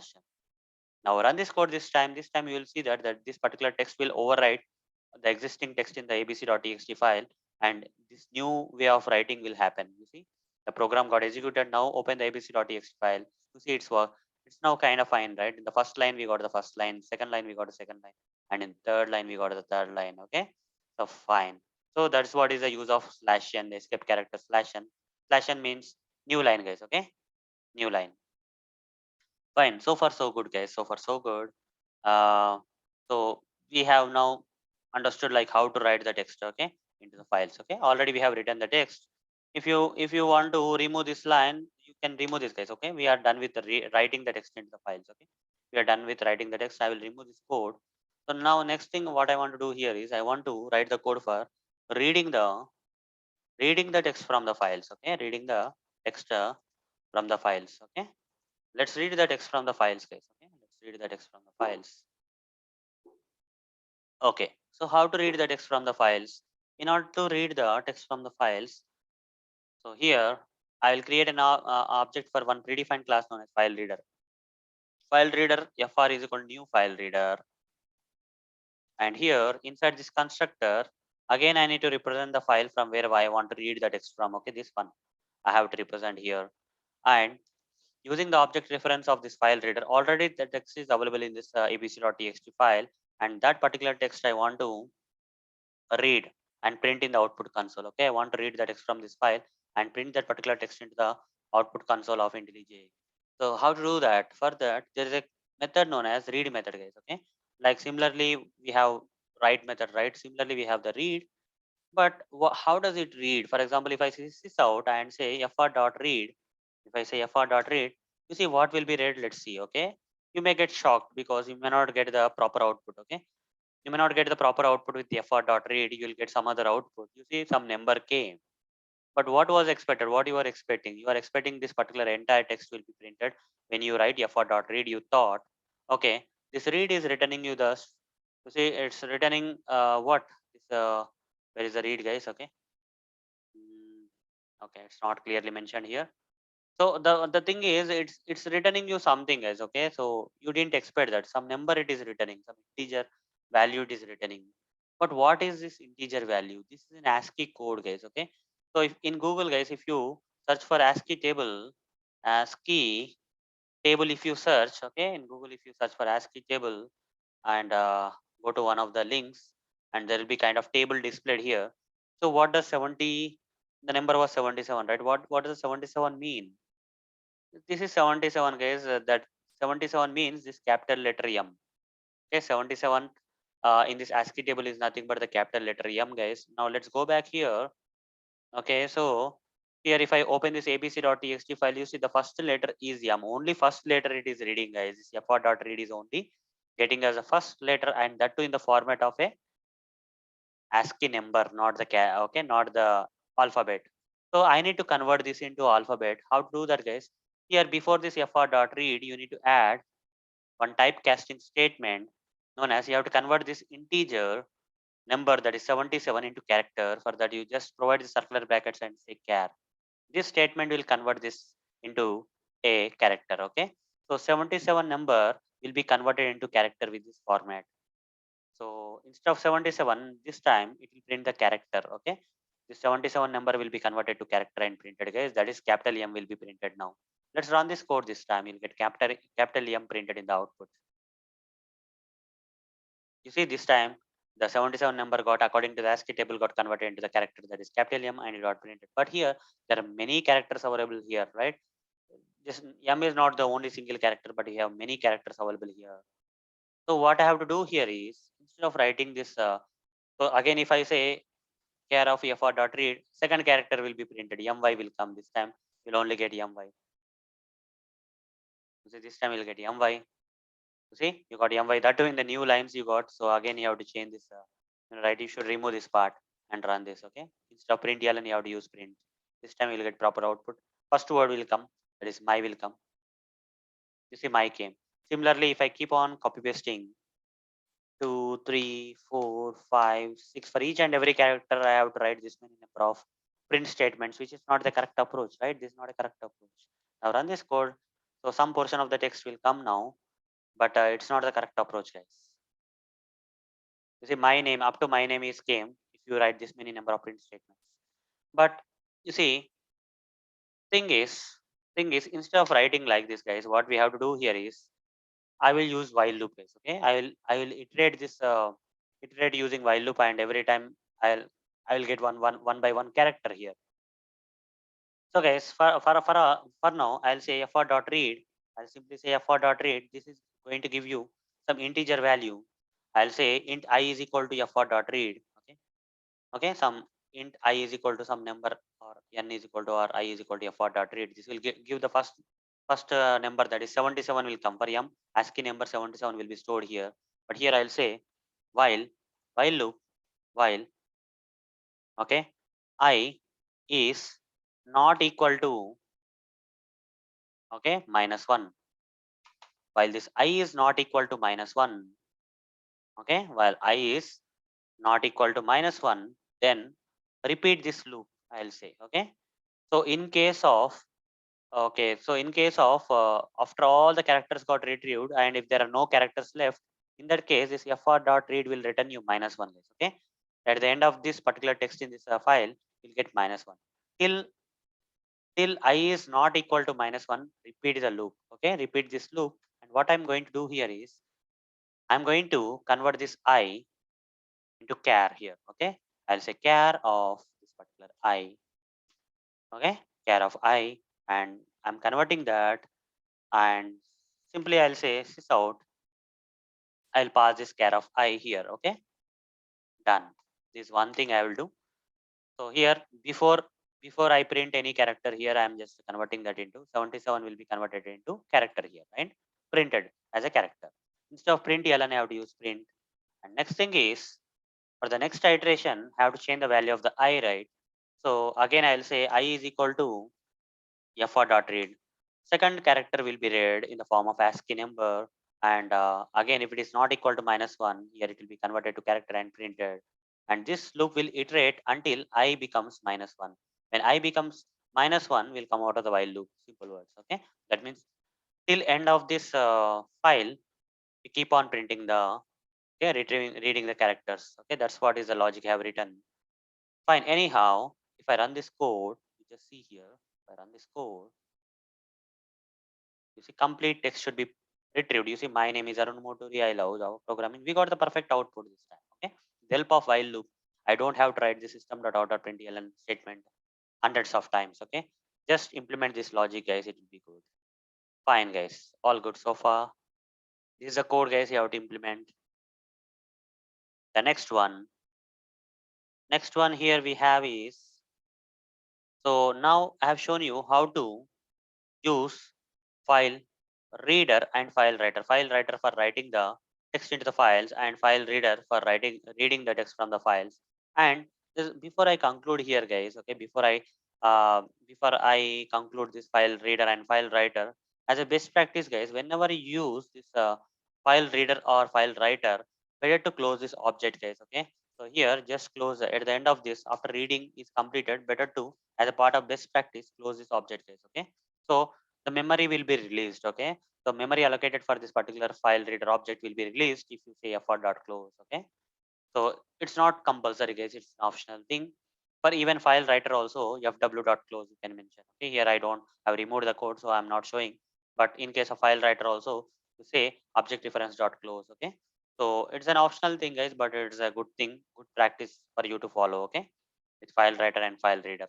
Now let's go to the next level, next way or next level of reading and writing the writing into the files and reading from the files. Okay, so compared to this file reader and file writer, buffer reader and buffer writer are more advanced. Okay, they are more sophisticated and advanced. How they are sophisticated, I'll tell you. Okay, so I'll remove this portion, guys. I'll remove this portion. So first I'll explain about this buffered writer. First we'll write the text into the files. Okay. So guys, what I will do here is I'll delete this file and folder and file once. I'll delete this. Here is a delete option. Yeah. Freshly we'll create a new folder, and under that we'll freshly create a new file. And I'm going to use buffered uh, writer and buffered reader classes this time instead of file writer and file reader. So this buffered writer and buffer reader are the advanced versions of this one. So I'll tell you how they are advanced. For guys, first we'll write the things in the file. I'll say buffered writer. I'll say okay, buffered writer BW is equal to new buffered writer. Put a semicolon. You see already I don't have to import because you see I just put star here, so it's taking. And also I'm not getting any checked exceptions because already the method declaration is mentioned as IO exception for most of the things. IO exception. If I remove this, guys, immediately you'll get a kind of exception here, guys. Okay, so fine. Some things somewhere you'll get an exceptions, guys. Okay, so Control Z, sorry, Control Z, Control Z, Control Z, Control Z. Okay, better to add this, no problem. Okay, if you are getting checked exceptions, you add this. Ignore the exceptions. In real time, you will be handling exceptions. Anyhow, guys, buffered writer BW is called new buffer writer, and here what I have to pass? I have to pass a proper thing.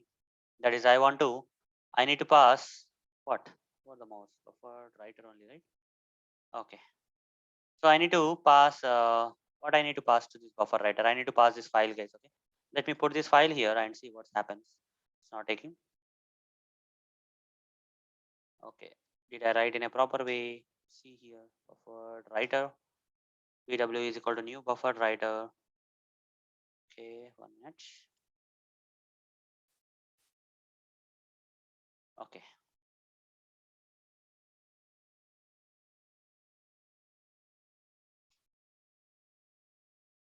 Okay.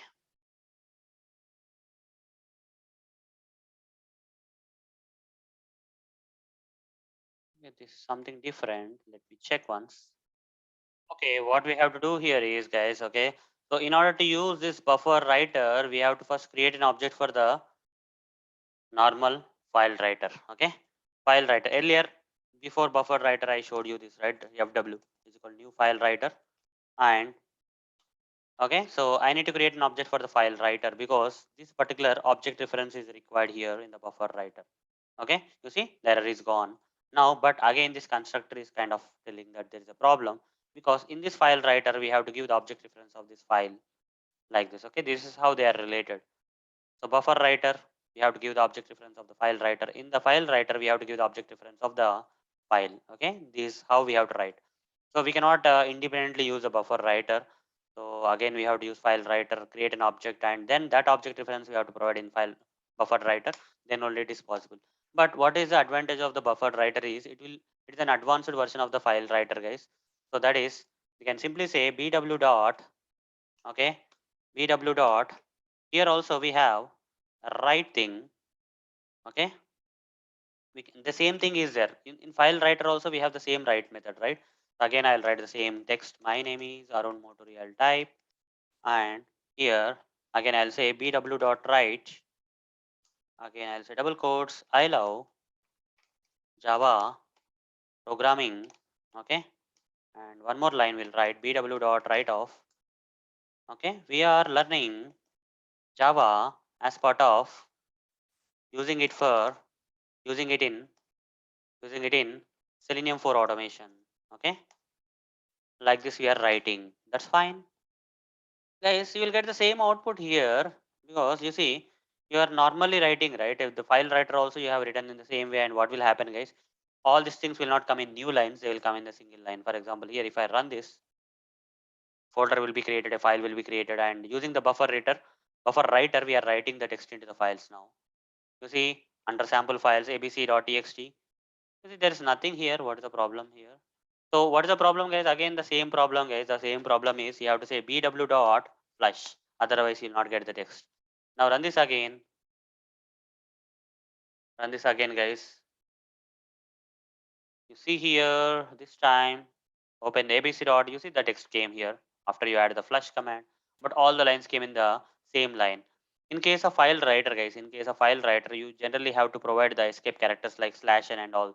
But with the help of BufferedWriter, you don't have to provide /n here. These kind of escape characters are not required, guys. Rather, wherever you want to go to the new line, bw dot, simply say new line. This kind of predefined method is only available in the BufferedWriter, not in the FileWriter. That's why I'm saying BufferedWriter is an advanced version of the FileWriter, where you have this kind of other predefined methods which will take you to the new line.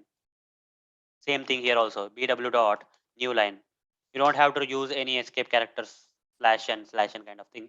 Simply a predefined method will take you there. Now run this code. This time you'll get a proper output with BufferedWriter. Open this abc.txt. You see, my name is Arun Moturi and I love, you see, wherever I mentioned new line, you see, we went to the new line. So this is what is a BufferedWriter, guys. Okay, I'll remove this portion, BufferedWriter portion. So writing is done, guys. Okay, writing is done.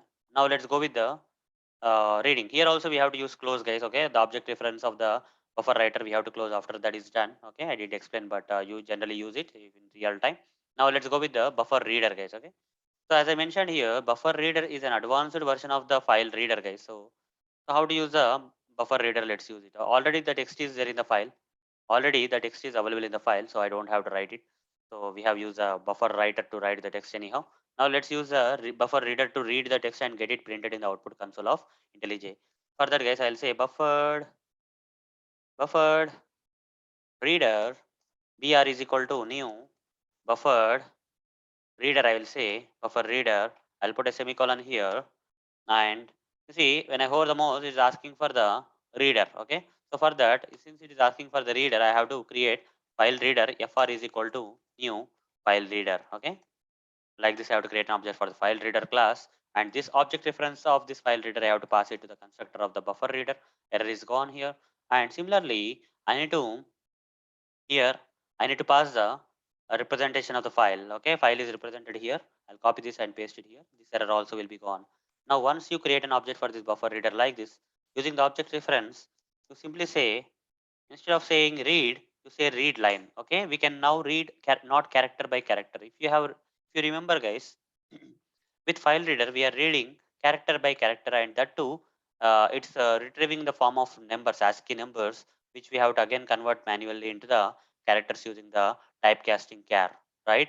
But here, coming to the buffer reader, okay, this will read in the form of string format only, and that too not a single character, guys. Line by line we can read. Okay, it can read line by line. If you say br dot read line, you see how many lines are there, that many lines you can read here. Okay, I keep on writing it, but we have only 3 lines in this abc.txt, but I'll add more than. Okay, read line. So only 3 lines are there, but I'm trying to read multiple lines. Okay, intentionally I'm doing that. Read line. Okay, multiple. Only 3 lines are there, but here 5 times I mentioned. This will read the first line, second line, third line. After that, no lines are there.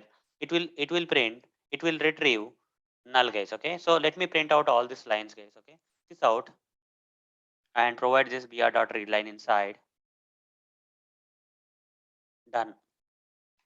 Similarly, here also say sys out this br dot read line.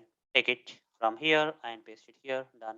Then sys out third line, whatever the third line that has been read by this method, you are pasting here, and then sys out fourth line.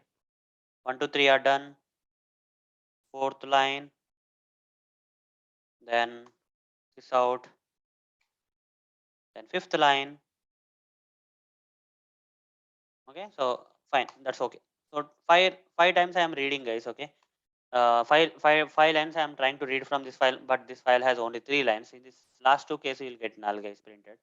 So let's run this code and see what happens. You will get null printed in the output. You see, so my name is Arun Moturi, first line. I love Java programming in second line, which has been read by this red line. Line by line, we are reading instead of character by character. And third one, we are learning Java as part of using it in Selenium for automation. And last 2 ones are null, guys. Okay, so instead of writing like this, guys, so instead of writing this many manually writing this print statements, what we can do is we can use a while loop here again. Okay, while.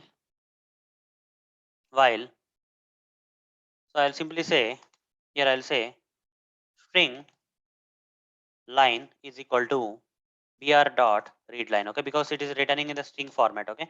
ReadLine will return you string, while not of, okay, while line is not equal to null, while line is not equal to null, can we say like this? Yes, we can say like that.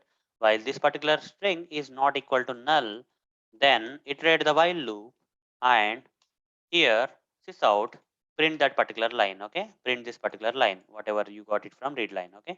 Now the next iteration, I'll say line is equal to br dot read line. This is logic you have to write like this, and this much is not enough now. When this particular line is returned as null, in that case this will become false, this condition will become false and will come out of the while loop. Now let's see guys whether this we are getting appropriate 3 lines or not, okay, without nulls printing.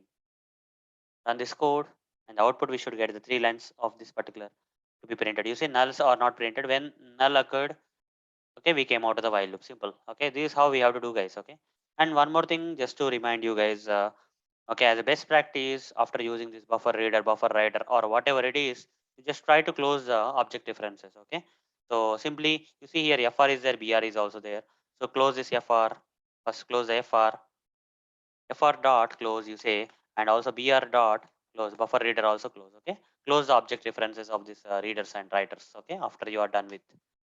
Fine guys, we are able to read the text from the files with the help of buffer reader, which is an advanced version of the file reader.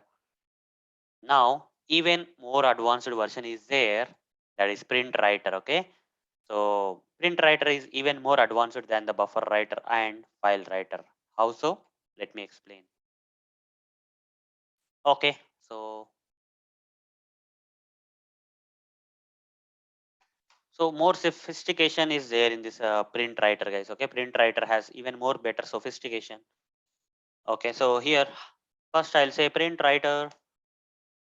Okay, I want to write the text into this file. I'll delete this folder and file first. Okay, so PrintWriter pw is equal to new PrintWriter. Okay, I'll put a semicolon here, and this is not empty. Here what we have to pass, let's see, writer out. Okay, file writer we have to pass here. As you can see here, we can pass the file writer. Okay, or even we can represent a file, it seems. Okay, so fine. Okay, either we can go with this one or this one, that's all fine. Let's give this file guys what's happening. Let's see. If not working, we'll go with other process. You see, we can directly give the file. Okay, so I don't have to use a file writer here. Okay, so object reference of the file writer is not required. Directly I'm representing the file. Let's see whether it will work or not. I'll simply say pw dot pw dot here, instead of using write and all, we have to use something known as some predefined methods like print and println are there. Okay, you see print is there, println is also there. Print is there, println. Okay, so what you want to write, that you provide here. Ln means after writing this particular given text, it will go to the next line. You don't have to use separate command like pw dot next line and all that was there in the buffered writer, right? In buffer writer we used to write the text, and on the top of that you have to say buffer writer dot new line. Explicitly we have to say, but here ln is there. Ln stands for new line. Automatically after writing this text in this file, it will go to the new line automatically. Okay, this is even more advanced version. My name is Arun Moturi. Okay, I'll say my name is Arun Moturi and say dot, and here I'll say pw dot print ln, again print ln. I'm saying I love Java programming. Then next one pw dot print normal print, I will say guys, because I don't want to move to the new line after this line. So we are learning Java with an intention of implementing or implementation of using it in Selenium 4 automation. Okay, like this I'll write some text. Done. Now you see wherever you want to go to the new line, just instead of print you write println. Wherever you want to stay in the same line after writing this commands of println print of this print writer will write the text into the files. Okay, so fine, again the same thing guys, here also the same thing, we have to flush it, otherwise this particular thing will not be written into the file, you will get shocked. Run this. So these 3 lines should be written. Okay, this is more advanced version. As you can see, more flexibility is providing. Sample files under that abc.txt, and you see we got it, right? So as simple as this. So even more advanced version of the buffer writer is PrintWriter. And here also we have to close it, guys. Once you are done with the writing and all, you can say pw.close here. Okay, you have to close this, as this is optional, guys. As part of best practices, you can close so that memory associated with that object will be released. Now, guys, I explained the three ways that are available under the readers and writers. Okay, now there is one more way. Here, three ways I showed you. That is FileReader, FileWriter, BufferedWriter, and PrintWriter. PrintReader is not there, so ignore that. Okay, so here three ways I showed you, but coming to there's one more way, guys, that is under the streams category. So what is the difference between these readers, writers, whatever that I explained so far, readers and writers? Okay, there these predefined classes can only read the text. Okay, text format. What about images? What about the videos? Some files will have some code related to images and all, right? That kind of things cannot be read, guys. Okay, you cannot read an image using these files. Okay, you cannot read an image using these files. These predefined classes cannot be used for reading from images. Okay, this can only be used for reading from normal text files containing the text. But coming to streams, guys, streams are more advanced, where not only text, these particular streams can be stream predefined classes can be used for reading not only the text but also the images and all can also be read and written. Okay, with the help of this. But in Selenium automation, we generally don't use for reading an image file, writing an image file. We generally don't do that. Okay, here also we generally use these classes also for reading the text and writing the text. But ultimately the difference is that, guys. But some situations will come where in Selenium automation we may use this file input stream and file output stream. So better to go with this, guys. Okay, some kind of predefined classes in Selenium or predefined methods of Selenium actually ask you to use this file input stream and file output stream. So that's the reason, guys, I'm even explaining this part. But this much is enough, but still I'm explaining because some areas of Selenium automation may require you to have knowledge on this file input stream and file output stream also. But the purpose is same, guys. File output stream for writing the text into the file, but whereas file input stream is for reading the text from the files. Okay. Now let me show you, guys, how to use this file input stream, file output stream. So for that, guys, I'll remove this code. Here, guys, I'll delete this sample files folder and this text file.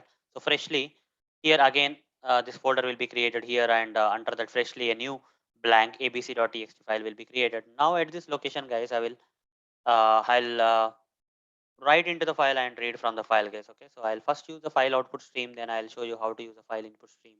Okay, first I'll show you the file output stream, how to use the file output stream. Say file output stream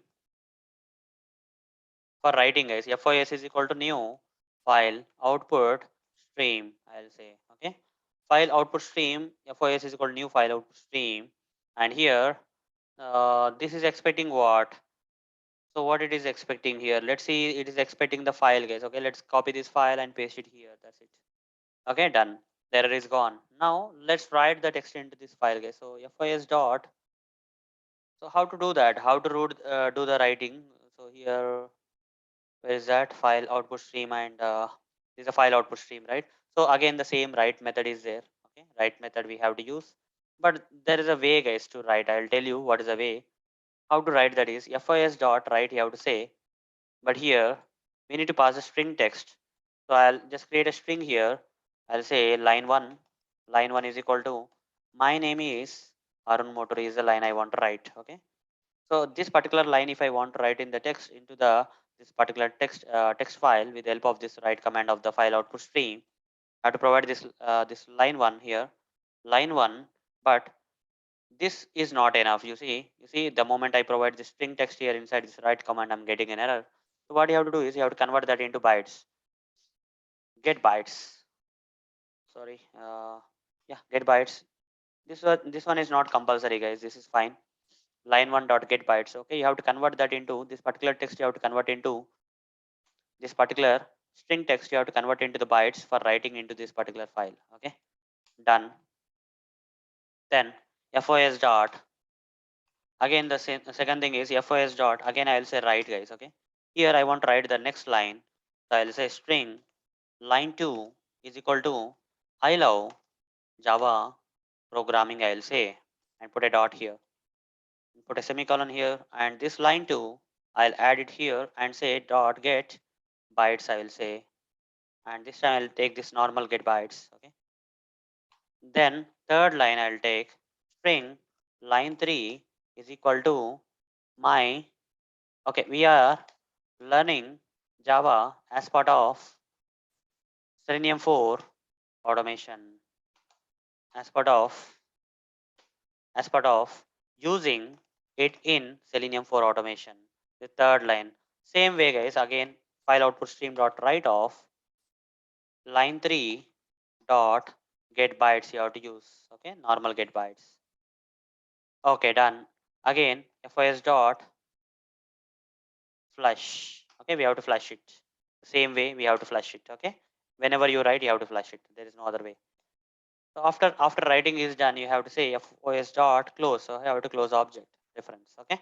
Now run this code, guys, and see that this folder will be freshly created. Under that, this blank file will be freshly created, and this particular text need to be written into the file. Let's see whether this is working out or not. Sample files abc.txt. You see, but the problem is again the same problem in the same line we are getting. I don't want that in the same line. So for that, guys, in this string text, you add the escape characters. This is the only way, guys. Okay, /n. Wherever you want to go to new line, you have to write that /n. Now run this. I have run the code, and now I'll open this abc.txt. You see, this time it is kind of fine. Okay, with /n it is resolved, right? This is how, guys, using the file output stream, we can write the text into the files. Okay.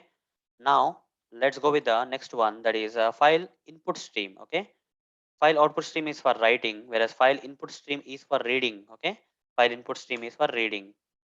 So I'll say file input stream FIS is equal to new file input stream, I'll say, and put a semicolon here, and here we have to represent the file. Okay, directly the file object reference you gave here, the error will be gone.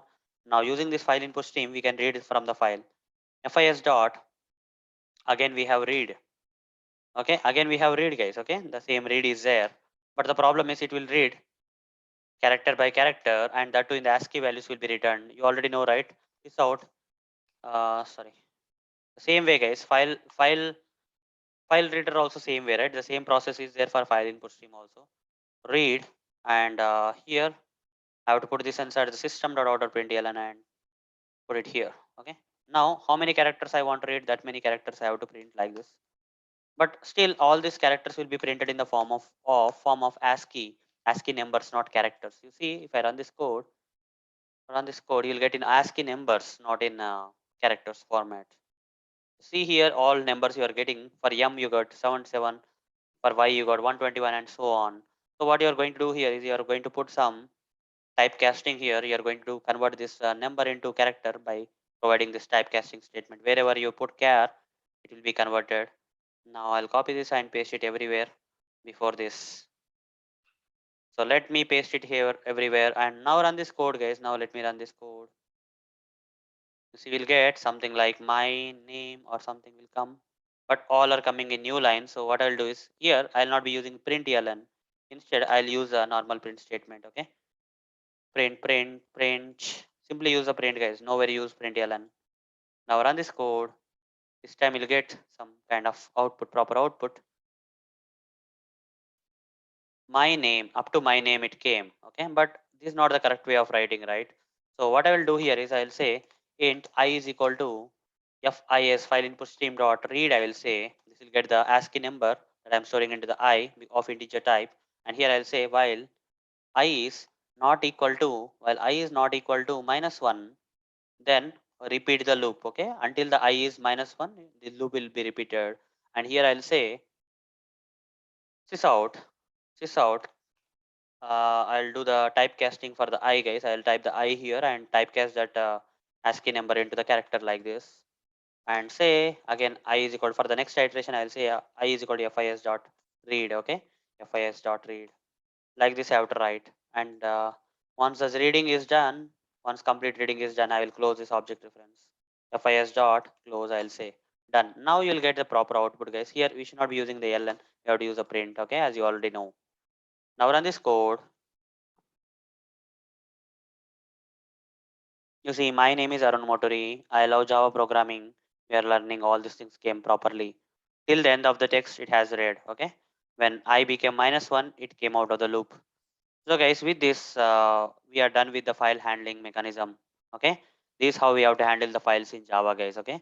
I showed you how to work with packages in Java and how to handle the files in Java in different ways. Complete knowledge I gave you in this session.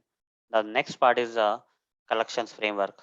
Now let's get started with the collections framework. As explained in one of the previous sessions, when I was explaining about arrays in the training series, right? I explained about arrays. If you remember, guys, I mentioned one drawback. Okay, there is one drawback with arrays. What is the drawback of the arrays? Simple, arrays are fixed in size. Okay, they are not flexible in size. Arrays are fixed in size. Once you create an array, they will be fixed to that particular size only. Okay, during the program, while you keep on writing the code later, and you cannot increase or decrease the size of the array. That's what is the drawback of the arrays, guys. Okay, so to solve this drawback with the arrays, where arrays are fixed in size, to solve that, we have to use something known as, in Java we have to use something known as collections. Okay, collections will resolve the problem that arrays have. Arrays are fixed in size, whereas collections are not fixed in size. They are flexible in size. So fine. So and that is what is one of the thing about collections, guys. Arrays are fixed in size, and this drawback is resolved in the collections. But what exactly are the collections, guys? Okay, like arrays.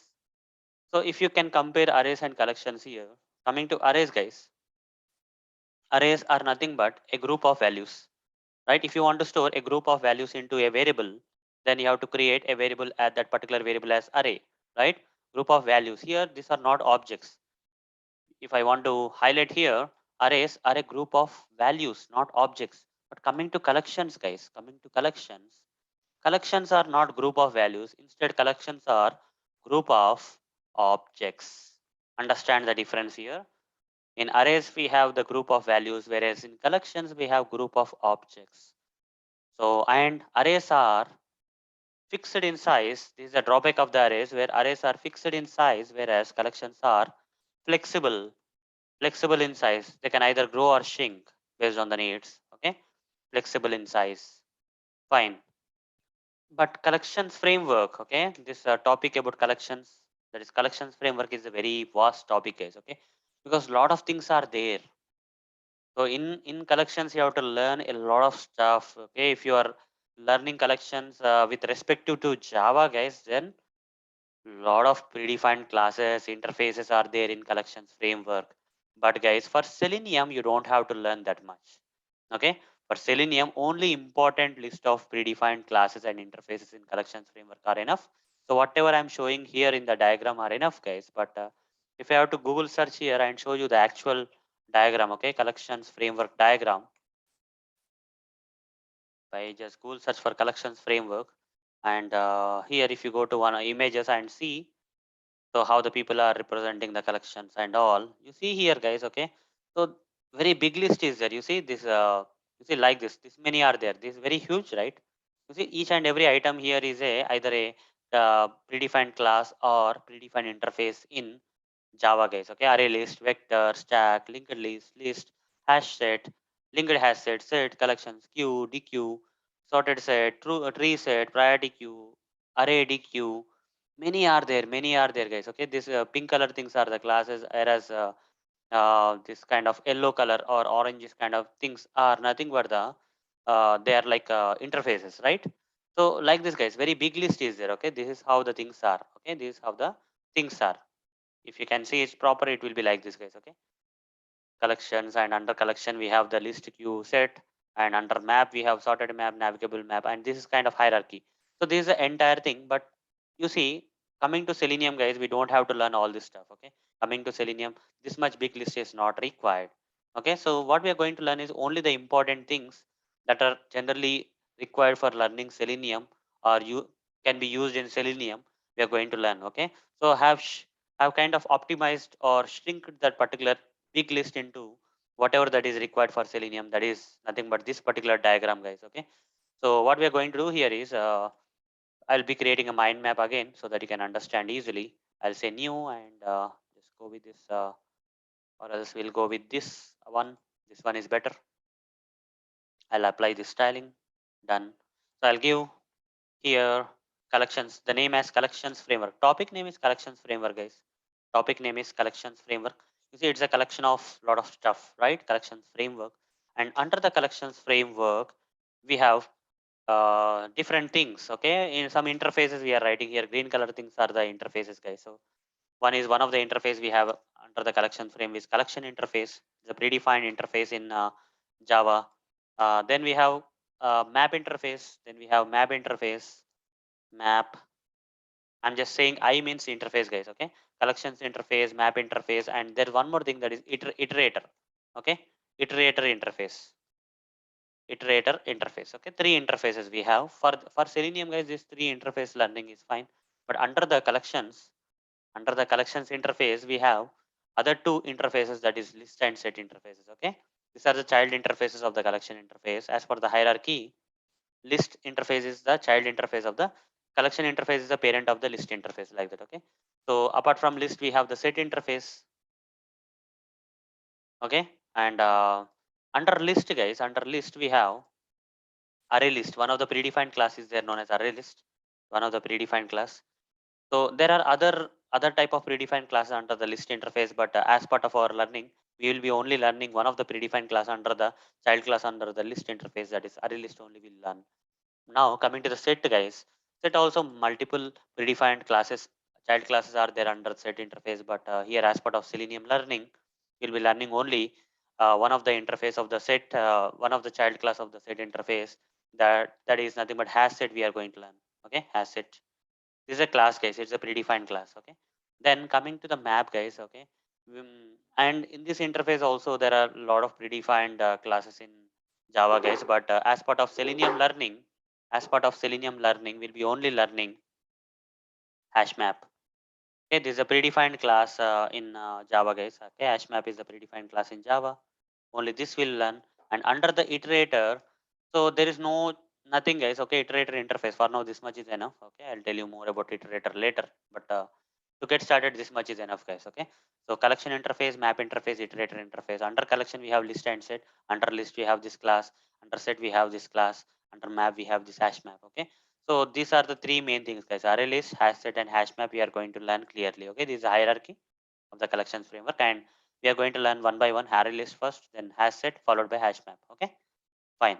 So let's get started, guys. Let's get started with this optimized or shrink list of collections framework, which is required for learning for Selenium. Okay, so first we'll go with the first category, that is array list. Okay, let's understand the array list. What I will do is I'll delete all these things, guys. Okay, I'll delete this folder and which I created before, this file and all, and I'll delete this demo class also. And again, freshly I'll create a brand new demo class, and inside the demo class I'll create the main method. I'll just type main and press enter. I got the main method done.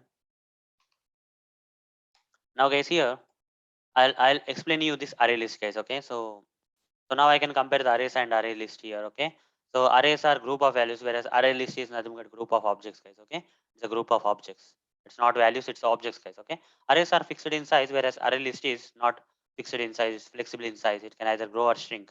I'll show you practically. So, guys, let's create the array list. So array list is a predefined class. Okay, so coming to the array list.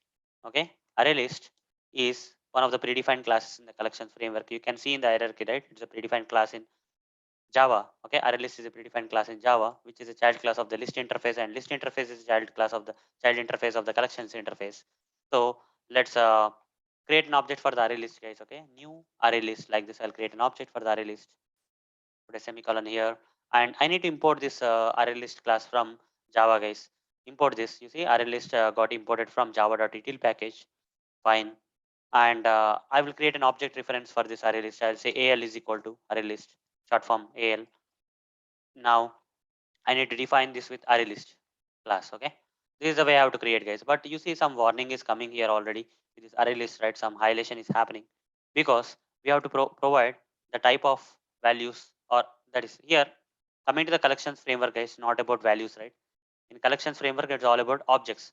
So that means I have to talk about objects here. Okay, the type of objects I want to store into this array list that I have to provide here inside the less than and greater than symbols. Here also less than greater than symbol you provide, and into this less than and greater than symbol you have to provide the type of the objects you want to store. So if you remember guys, okay, if you remember in the previous session I explained about the wrapper classes. The previous session of this training series I explained about the wrapper class. For each and every primitive data type, that is a byte, short, int, long, float, double, char, boolean. For each and everything, there is a associated wrapper class, predefined wrapper class in Java. For byte, we have this byte class. For short, we have this short class. For int, we have integer. For long, we have long. For float, we have float. For double, we have double. And for char, we have character class. And for boolean, we have boolean class. Okay, these are the wrapper classes for this different primitive data types. Okay, primitive data type means values, right? These are values. Okay, group of values. These are possible with arrays, but in collections you cannot use this kind of primitive data types. Whereas coming to the collections, guys, they are group of objects. Objects only are possible with the we can only create objects with the help of the classes like this. Okay, we cannot use primitive data types to create the objects. So here, guys, the type of the objects are, let's say I'll go with the first one, integer. Integer, instead of saying int here I'll say integer, guys. Okay, because collections are group of objects, not values. Here also I'll mention integer, guys. This is the syntax, guys. Okay, so which type of objects we are going to store, we have to provide here in the less than and greater than symbol beside the class. Okay, fine. Now guys, next thing is using this object reference. Okay, using this object reference, that is al, I will keep on adding the objects to this array list. Al dot add. Okay, there is a command, predefined method of the array list, that is add is there. Inside the add I'll give some value, let's say 9. Okay, so this 9 is not getting added as a value here, it's getting added as an object of the integer class. Okay, what if I say add of 5.5? Is it possible? No, this is not possible because integer class, right? This 5.5 is double class, right? I have to mention double, then this is possible. So only the integer values I have to give for now. So integer objects I have to give, that is 9, 5, 7. Okay, like this, some three right, objects I stored into this array list for now, right? So step by step we are going to learn, guys. Okay, array list is nothing but a resizable array and is not a fixed size as arrays. So integer values I'm going to demonstrate now. Okay, so fine. Now this how to add, you are fine with, but right, how to access this, how to access. You see, array list also will have the index, guys. The moment you create an object for the array list in the computer memory, okay, in the computer memory, guys, where is the space here? Yeah, this space is enough. Let's say this is a computer memory. In the computer memory, what will happen is the moment you create an object for the array list, some memory will be reserved for this array list. Okay, some memory will be reserved for the array list, and here how many values I added? 3 values, right? So 3 values means this will be added at this particular first object will be added at index 0. This index 0. And here also indexing concept is there, guys. Okay, in array list also indexing concept, index 1, and this one at index 2. Okay, index 2. So I'll just take a fresh page so that I can explain everything clearly. So this is a computer memory, and in that some memory got allocated for the array list when you create an object. And if you add these three objects here, so this particular memory will be split into 3 portions. First one will be 9 object 9. At the index 0, guys, at the index 0 we have the 9. At the index 1 we have 5. At the index 2 we have 7. Like this they are getting stored, but these are all objects. Now if I want to retrieve this objects from this array list, then what I have to do? I have to say al dot get off. I need to provide the index, guys. If I give 1 here, what will be printed? What will be retrieved? Which object will be retrieved? This 5 will be retrieved, guys. Okay, simply say this out, al dot get off. This is another predefined method of the array list, guys. Okay, like array list is having the add method for adding the objects, okay, of the specified type into this array list. Similarly, array list has one more predefined method known as get for retrieving the objects from this as per the index provided. Okay, with the help of the index we can retrieve the objects from this array list. Okay, with the help of this get predefined method of the array list class. So here I have to give the index, guys. For example, if I give 1 here, l.get of 1, it will retrieve us 5, guys. Okay, run this code, you will get 5 printed in the output. You see 5 got printed in the output. Similarly, we can retrieve each and every object that got added to this array list with the help of this add method of the array list. That is, I'll simply say sysout al dot get off. If I say 0, it will retrieve this first object, that is 9.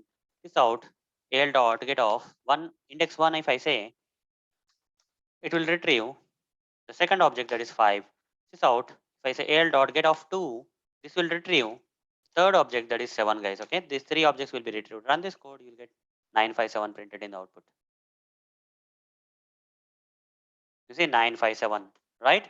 So here till now, guys, I explained two concepts. Okay, coming to the array list, guys, if I write array list here, okay, I explained a few concepts. Like first thing is array list has indexing concept, right? Indexing is there, and some predefined methods we can use in the array list are add and get. Okay, add for adding the objects to the array list of the specified type, whereas get for retrieving the objects according to the specified index. So indexing is there in array list, okay, but array list is kind of right, kind of flexible in size. So I'll explain that later. But for now, guys, okay, for each and every object, if I have to use this print statement, that is not a correct approach.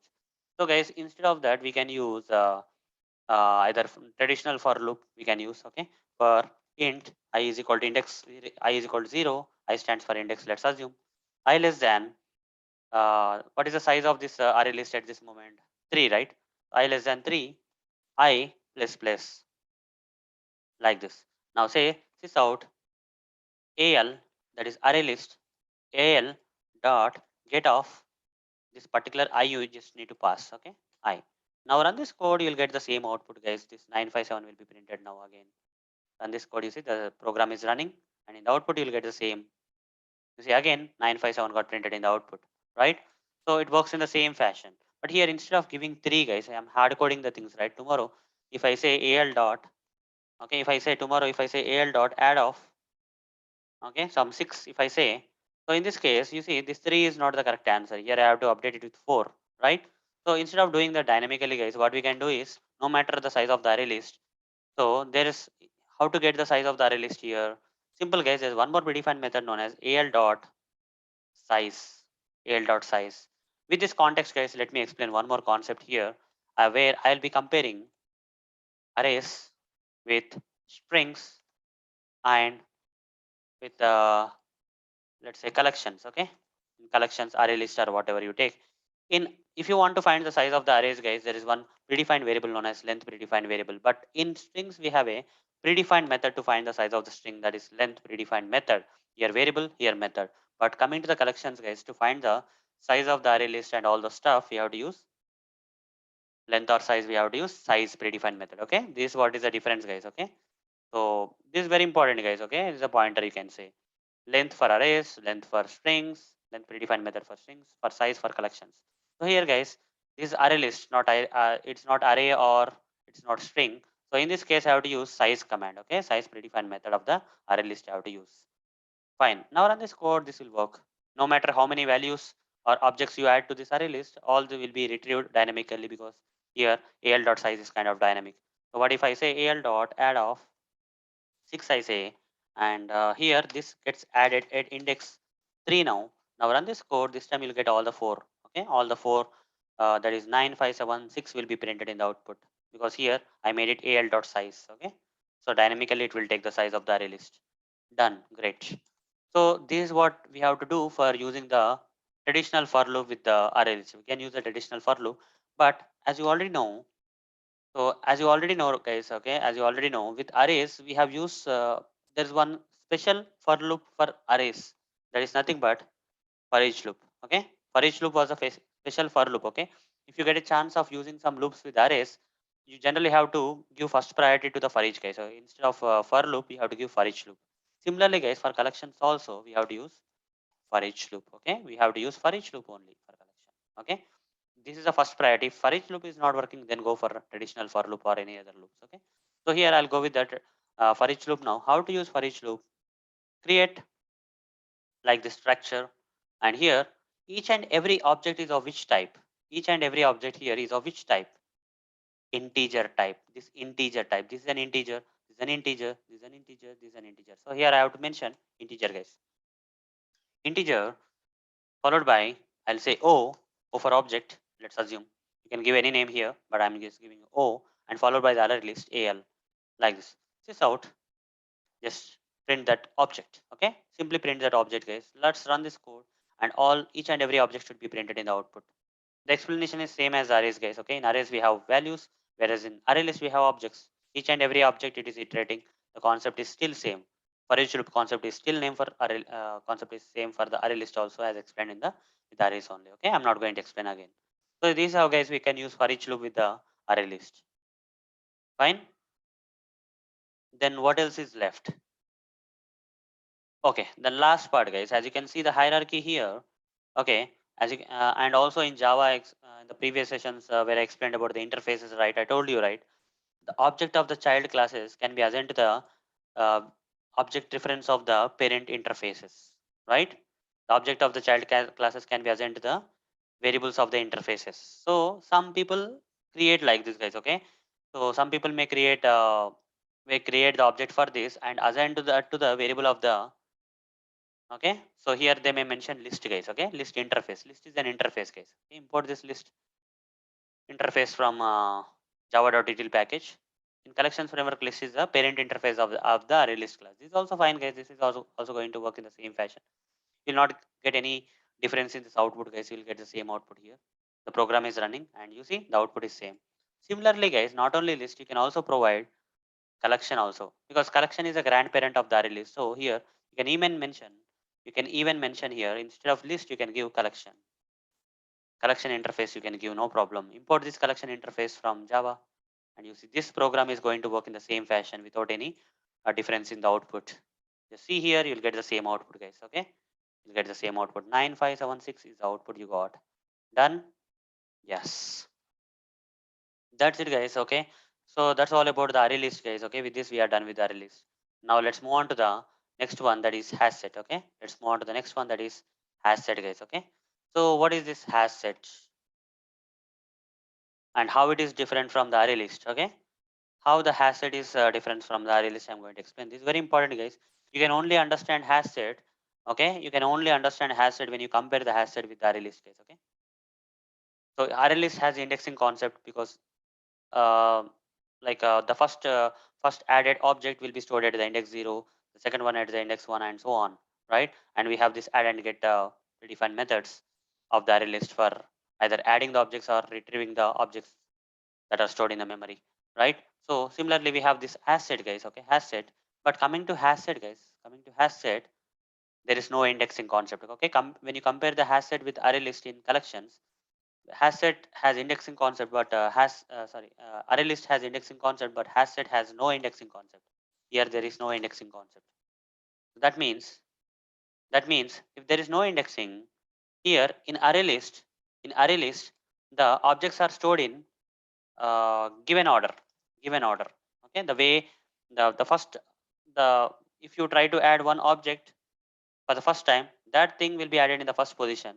Second line, when you try to add another object, that will be stored in the second position, and so on. Because indexing concept is there, order will be preserved.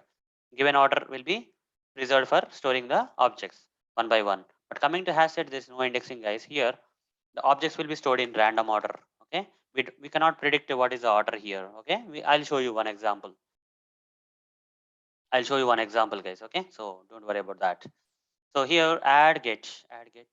So first I'll create an array list, guys. Again I'll create an array list here and say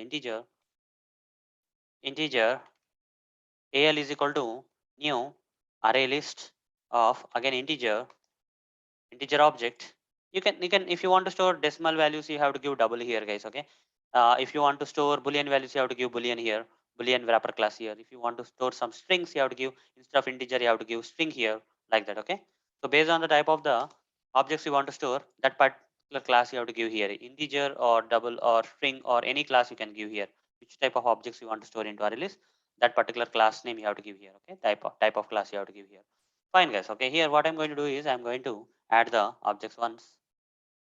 Add if I'll add this 9, al dot add of 1, al dot add of 2, I'll say al dot add of, sorry, here I'll say 9 1, I'll give one more value that is 5, and here I'll give 7, like some random values I gave, guys.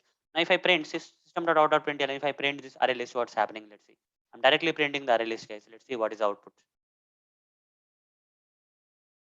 As you can see in the output, the array list got printed. You see array list is represented in square brackets. You see square brackets. Inside square brackets, you got the list of objects that you have stored into the array list. And you see the first the, the first value that you added to the array list, of first object you added to the array list is in the first position. The second object that you added to the array list is in second position. Third object you added to the array list is in third position, and fourth object you added to the array list in the fourth position. Here indexing concept is there, and the order is preserved. The order where you are adding these objects to the array list is preserved and will be stored in the memory in the same way. In the memory also it will be stored like this only. Okay. Excuse me. But coming to HashSet, it's kind of different, guys. Okay.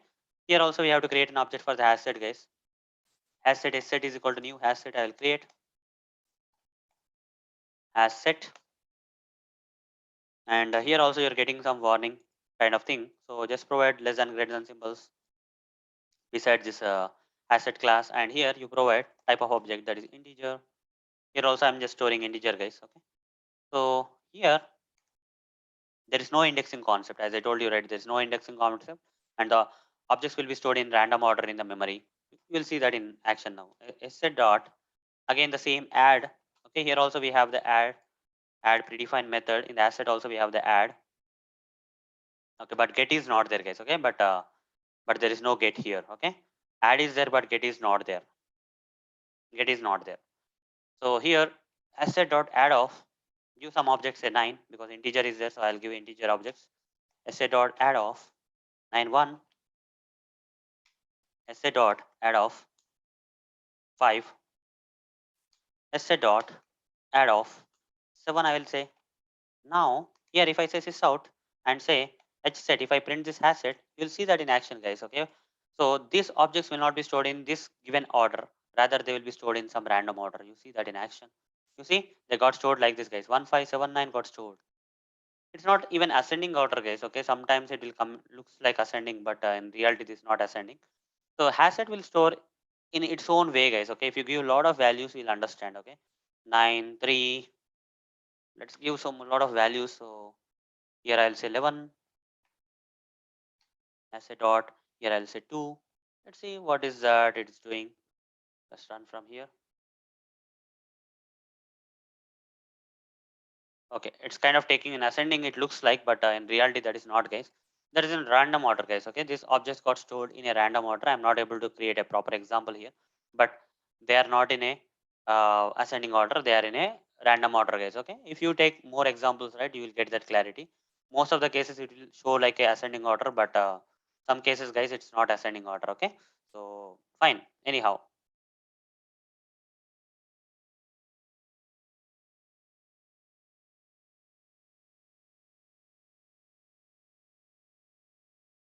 okay, still showing an ascending order, but that's okay, guys. It's a random order. It's not ascending order. So remember that it's not a random order. It looks like ascending, but it's not ascending. It's random order. Fine. And there is no indexing concept, guys. You see, the first thing I stored is 1, and in the output I got 1 only. But first next one was 9, but 2 came. Third one was 5, but 5 5 okay. 7 7 okay. 11. You see 9 is there. In place of 2, 11 is there. Okay. So random order, guys. It's kind of random order. Fine. So that's the difference between the array list and HashSet. HashSet stores in random order. There is array list stores in given order. And here indexing is there. Here indexing is not there. Here both add methods are there. The similarity is there here. One of the similarity is matching here. Here also add. Here also add.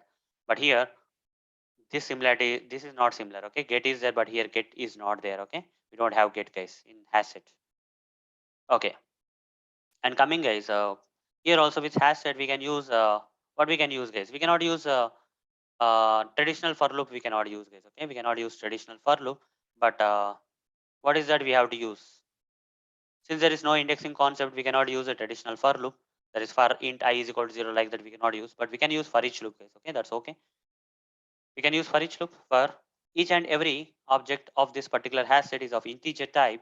So I'll give integer o colon its set hash set, and here I'll say sysout o. I'll print this object. Okay, each and every object of this hash set I'll print. So run this code. Let's see what will be printed. You see the way they are storing in the memory, the way the order in which they are storing the random order, that random orderly all the objects of this hash set got printed in the output. Okay. So similarly, guys, the way we have assigned the object of the array list to the parent list interface or grandparent collection interface, here for the hash set, guys, it's kind of different. So the parent interface is not list for the hash set. For the parent interface of the hash set is set, and grandparent is still collection. Okay, so we can either use set or collection. Okay, so here we will create an object for the hash set, but we can assign that to the variable of the set interface. Okay, set is a predefined interface. Import this. Set is a predefined interface, and here instead of set, we can also, you'll get the same output, guys. If I run this code, you'll get the same output without any difference. Okay, creating an object for the child class and assigning to the variable of the parent interface. And similarly, instead of set, we can give collection. We can also give collection. Okay, collection is a grandparent interface of the hash set also. So collection also will work. So if you see, guys, there is a similarity between the array list and the hash set. Okay, and the thing is nothing but here, if I drag it here for few more differences between the array list and the hash set, here we have the parent interface as list interface. Okay, list interface is a parent interface, whereas hash set has a parent interface as set interface. Okay, so there is no similarity here. But coming to the grandparent, there is a similarity, guys. Okay, collection is a grandparent. Here also collection is the grandparent. Collection interface is the grandparent. So with this, guys, we are done with the hash set, guys. Okay, nothing much. This is what is a hash set. Only thing we have to remember here is ArrayList has indexing concept. Hash set doesn't have indexing concept. ArrayList stores the objects in the given order, whereas hash set stores the objects in a random order. Okay. So whereas ArrayList has a add command, hash set also has add, but ArrayList has get. Hash set doesn't have the get, and few other differences I explained already. Okay.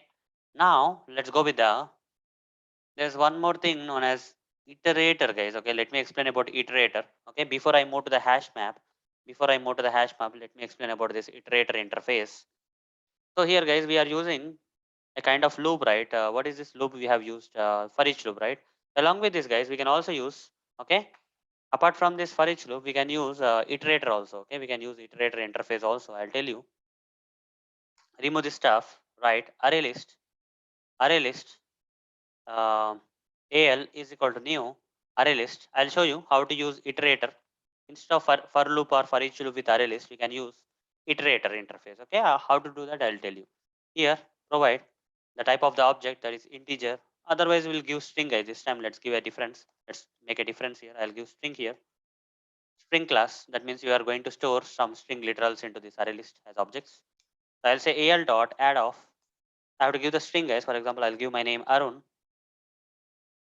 Then I'll give al dot add of. I'll give another name Varun. Then al dot add of. I'll give another name Tarun. Let's say.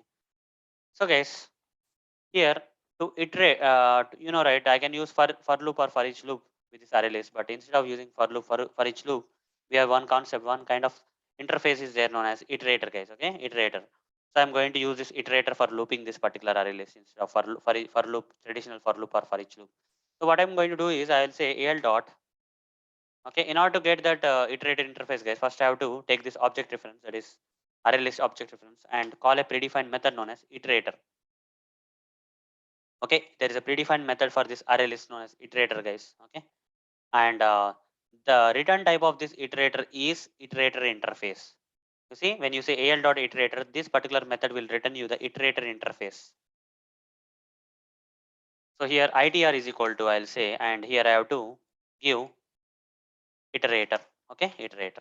Now, guys, what is the relation between this iterator interface and this iterator predefined method? Okay, so here one more thing you have to understand. Okay, there is one place we have this iterator predefined method, right?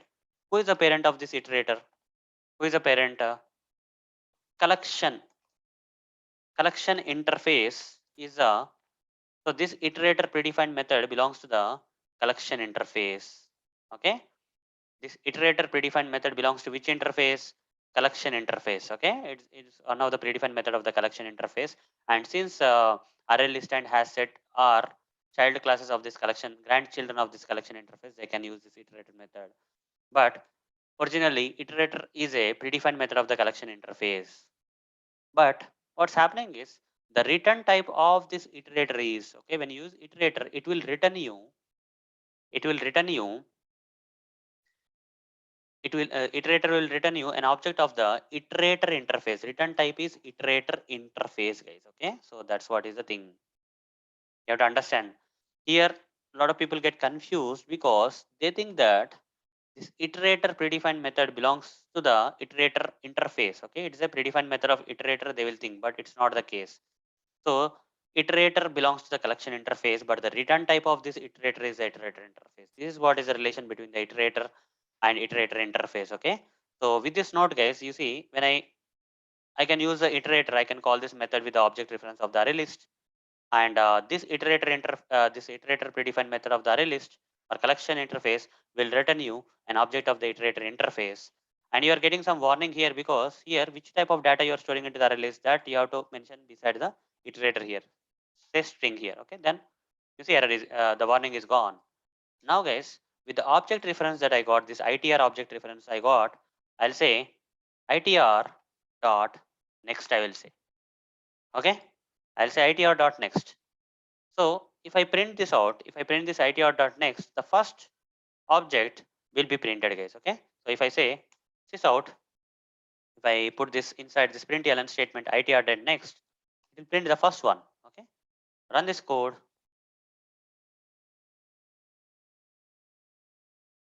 You see first object got printed. So that means what is this next, guys? Next is one of the predefined methods of, like iterator is a predefined method of the collection interface. Similarly, iterator interface as a predefined method known as next. Next is one of the predefined methods of the iterator, which can be used for iterating through the list of objects inside this array list and all. Okay. Again, if I copy paste this one, the second one will come this time. The moment you keep on saying next, next, right, it will go to the next item, next object. First, it will take Arun. This next will point to the Arun. Again, when you say next, it will point to the next object. Again, when you say next, it will point to the third object. Okay, like that. Okay. Now run this code. You see, all the three objects will be printed in the output with the help of this next. So guys, instead of writing like this, what I'm going to do is I'm going to implement some while loop. Okay, I'll create a while loop here. While, okay, while this object reference itr dot has next.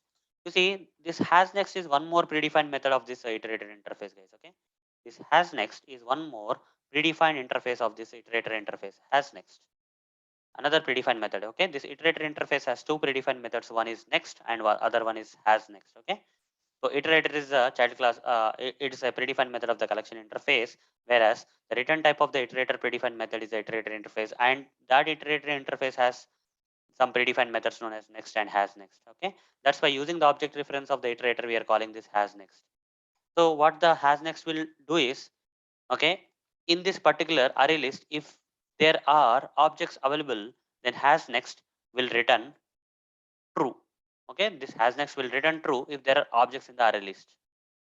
Okay, if there are objects in the array list, then has next will return true. How does it work is, I don't know whether I have the space here to draw. Yeah, here I'll draw. Okay, for example, guys, in this example, we have three objects, right? First object is Arun, Varun, Tarun. Okay. So first one, Arun. Second one is Varun. Third one is Tarun. Like the three objects we have. So initially here ITR is object reference. ITR is pointing to this ITR object reference is pointing to nothing here, right? The moment you say here, when you say while ITR dot has next, yes, there are three objects available. So it will return true. In this case, what I will do is this out. I'll say ITR dot next I will write. Okay. The moment this particular statement is triggered, this portion, this pointer will point to the first object. And when I say itr.next, what will be printed? Arun will be printed in the output. And again, it will check itr.hasNext. Are there few other objects still available in the array list or not? Yes, two more objects are still there. Varun and Tarun are still there. That means this particular hash next will again return true, will go inside the while loop, and this time itr.next, the pointer will come and Varun will be printed in the output. And finally, itr.hasNext. Yes, there is one more object available in the array list. So this will return true and itr.next. This will point to the third object and Tarun will be printed in the output. And after that, itr.hasNext. Any other objects are there in this array list? No. So this will return false and will come out to the while loop. Okay. So this is how guys we have to use this iterator interface and this iterator predefined method of the collection interface. Okay. And this iterator interface has two predefined methods, that is next and has next. Okay. This is how we have to use with the while loop. So okay, simple thing is we can not only use for traditional for loop or for each loop with array list, we can also use this iterator for iterating through the array list. Okay, you see the same output we got. When I run the code, I got the same output. I'll run it again. You see it's running and you got the same output. Arun, Varun, Tarun. Same thing guys we can do with the help of HashSet also. Okay, in the place of array list, I'll give HashSet here and here I'll give HSet. Same thing guys, replace that with HashSet. That's it, nothing much. Okay. And here I'll say HSet dot add, HSet dot add, HSet dot add, HSet dot iterator, because HashSet is the child class of the collection interface. So iterator can be inherited by the HashSet, and that's why we can, with the help of the object reference of the child class, we can access this predefined method of the collection interface. And this is returning the object of this object reference of the iterator interface as a return type. And using this object reference, we are calling this has next and next, and we can retrieve. Okay, run this code. This time you see what will happen. Here order is Arun, Varun, Tarun, but what is output? Let's see. Random order, right? You see first Tarun came, then Arun came, then Varun came. You see this time you can believe me, right? It is not a ascending order. You see first, if it is ascending order, Arun will come first in the first position, but now Tarun came. Tarun came. That means T is a kind of, it's not ascending, right? It's a random order. So Arun, Varun, Tarun, Tarun, Arun, Varun came. That means it's a random order case. Okay. So in the random order, they got stored into the object memory. Okay. Fine. So with this guys, we have completed this iterator interface and iterator predefined method of the collection interface. Okay. And this iterator can be used with ArrayList and HashSet for iterating. Not only for loop and for each loop we can use with array list, and not only for each loop we can use with HashSet. We can also use iterator with this HashSet for iterating. Okay, HashSet and iterator with this array list for iterating. Now the final topic guys for this session, that is the final one in the collections framework that I'm going to explain as part of this session, is the map, that is HashMap. Okay, so what is the difference? So here array list is all about indexing. I said no indexing, but what about the this hash map guys? How it is different? Hash map, if I compare the hash map with this array list and this hash set, the main difference here is here here single single objects single objects are stored into the array list. Here also single objects are stored into the hash set. But in case of hash map guys, the main difference here is here key value pairs will be there. Okay, here pair of objects will be there. Here single objects. You see, you are storing the single object, individual object, individual object, individual object. Single objects are there. But coming to the hash map, it is a key value pair. Okay, key value pair of objects will be stored. Okay, so don't worry about the remaining stuff. And if I have to say here, we don't have the add here. We have put. In this case, we have put. Okay. Uh, so put is there, and one more thing is also there. Here we have get guys. Okay, get is also there. I'll tell you, but get of not index, get of key. Here get of key, whereas here get of index. Okay, here get of index. Here get of index, whereas here get of key guys. Okay, here get of key. So small difference is there between the get commands, but they are different guys. Okay, this get of key, this is get of index. Okay, so and here key value pair objects will be there. Here only single objects will be there. I'll tell you guys how this is done. And important differences that you have to see here is okay, here we have the interface. the parent interface as a map interface. Okay, directly map interface is there.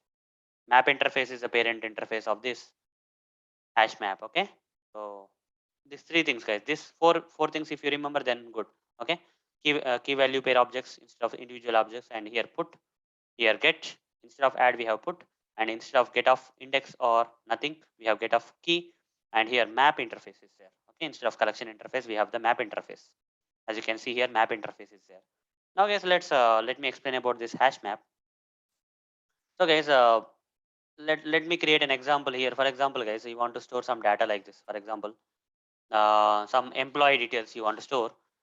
Employee name Arun, experience, some experience of Arun 12, then location Hyderabad. Okay, Hyderabad is the location, name, experience, location. So any other thing, like anything you can store, guys. Okay, country, if you want to store country here. Okay, country India, and so on. Okay, this kind of data you want to store in the form of key value. Here name, experience, location, and country are the keys, whereas Arun 12 Hyderabad India is like value objects. Here key objects, value objects. Okay, like this kind of data if you want to store in Java, we have to go with the um, hash map predefined class. Okay, so ArrayList will not store this kind of data. HashList will not store this kind of key value objects. HashMap will store key value objects. Okay, so now let me show you how to store that. HashMap HMap is equal to new HashMap. Here key value objects both will be there, guys. Okay, so I need to provide the type of key and value objects. Okay, so if you clearly observe here, guys, okay, this type of this key is string, right? So I'll give first one as string. I have to give comma, guys. Okay, here also string I'll give. The first one is string, but what is the second one? Second one is what? Second one, it's like around 12 Hyderabad, India. I can use object, guys. Okay, different data types, right? Object I'll use object. Object is a parent class of all the classes in Java, and it can store different type of data.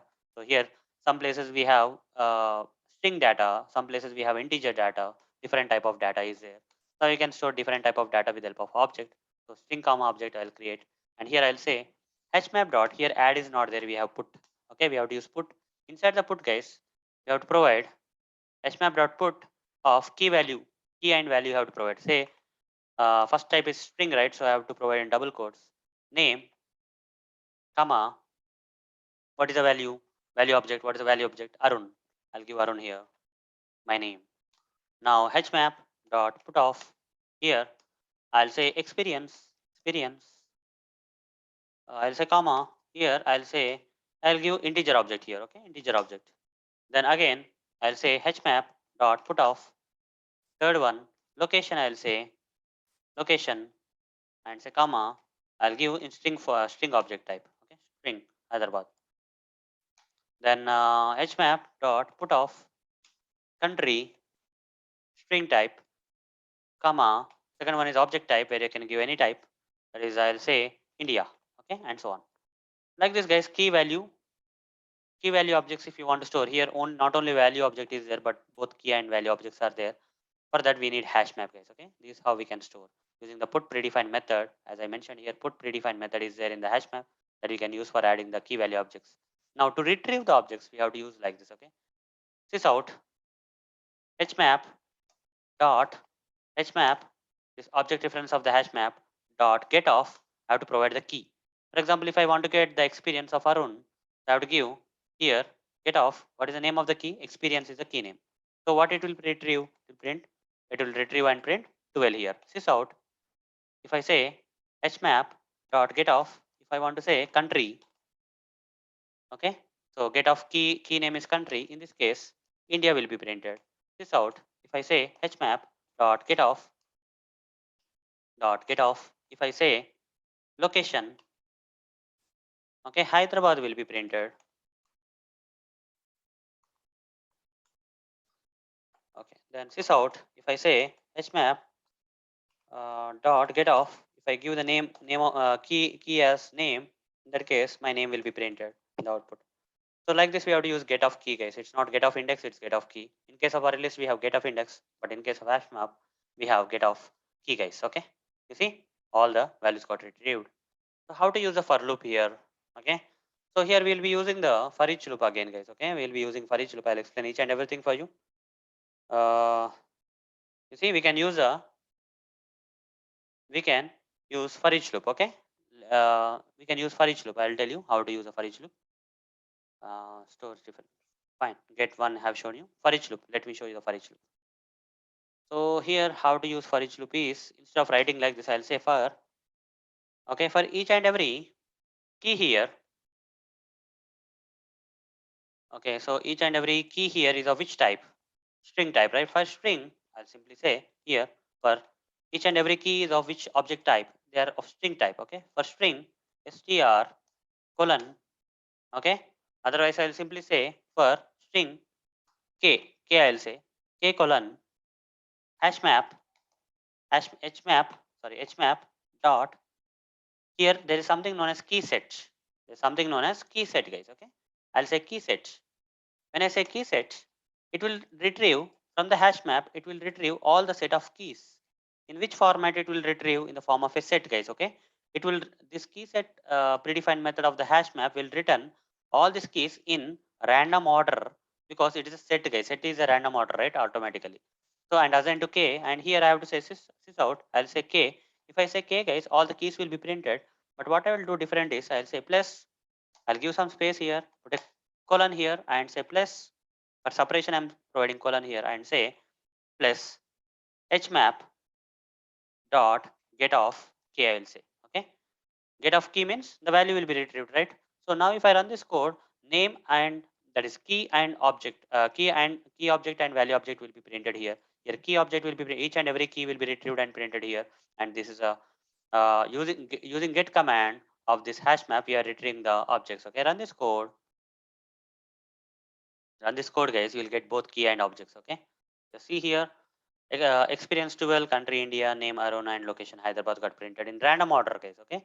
This is because key set will return the set of objects in random order. Okay. That's what set of keys in the random order. That's what is the.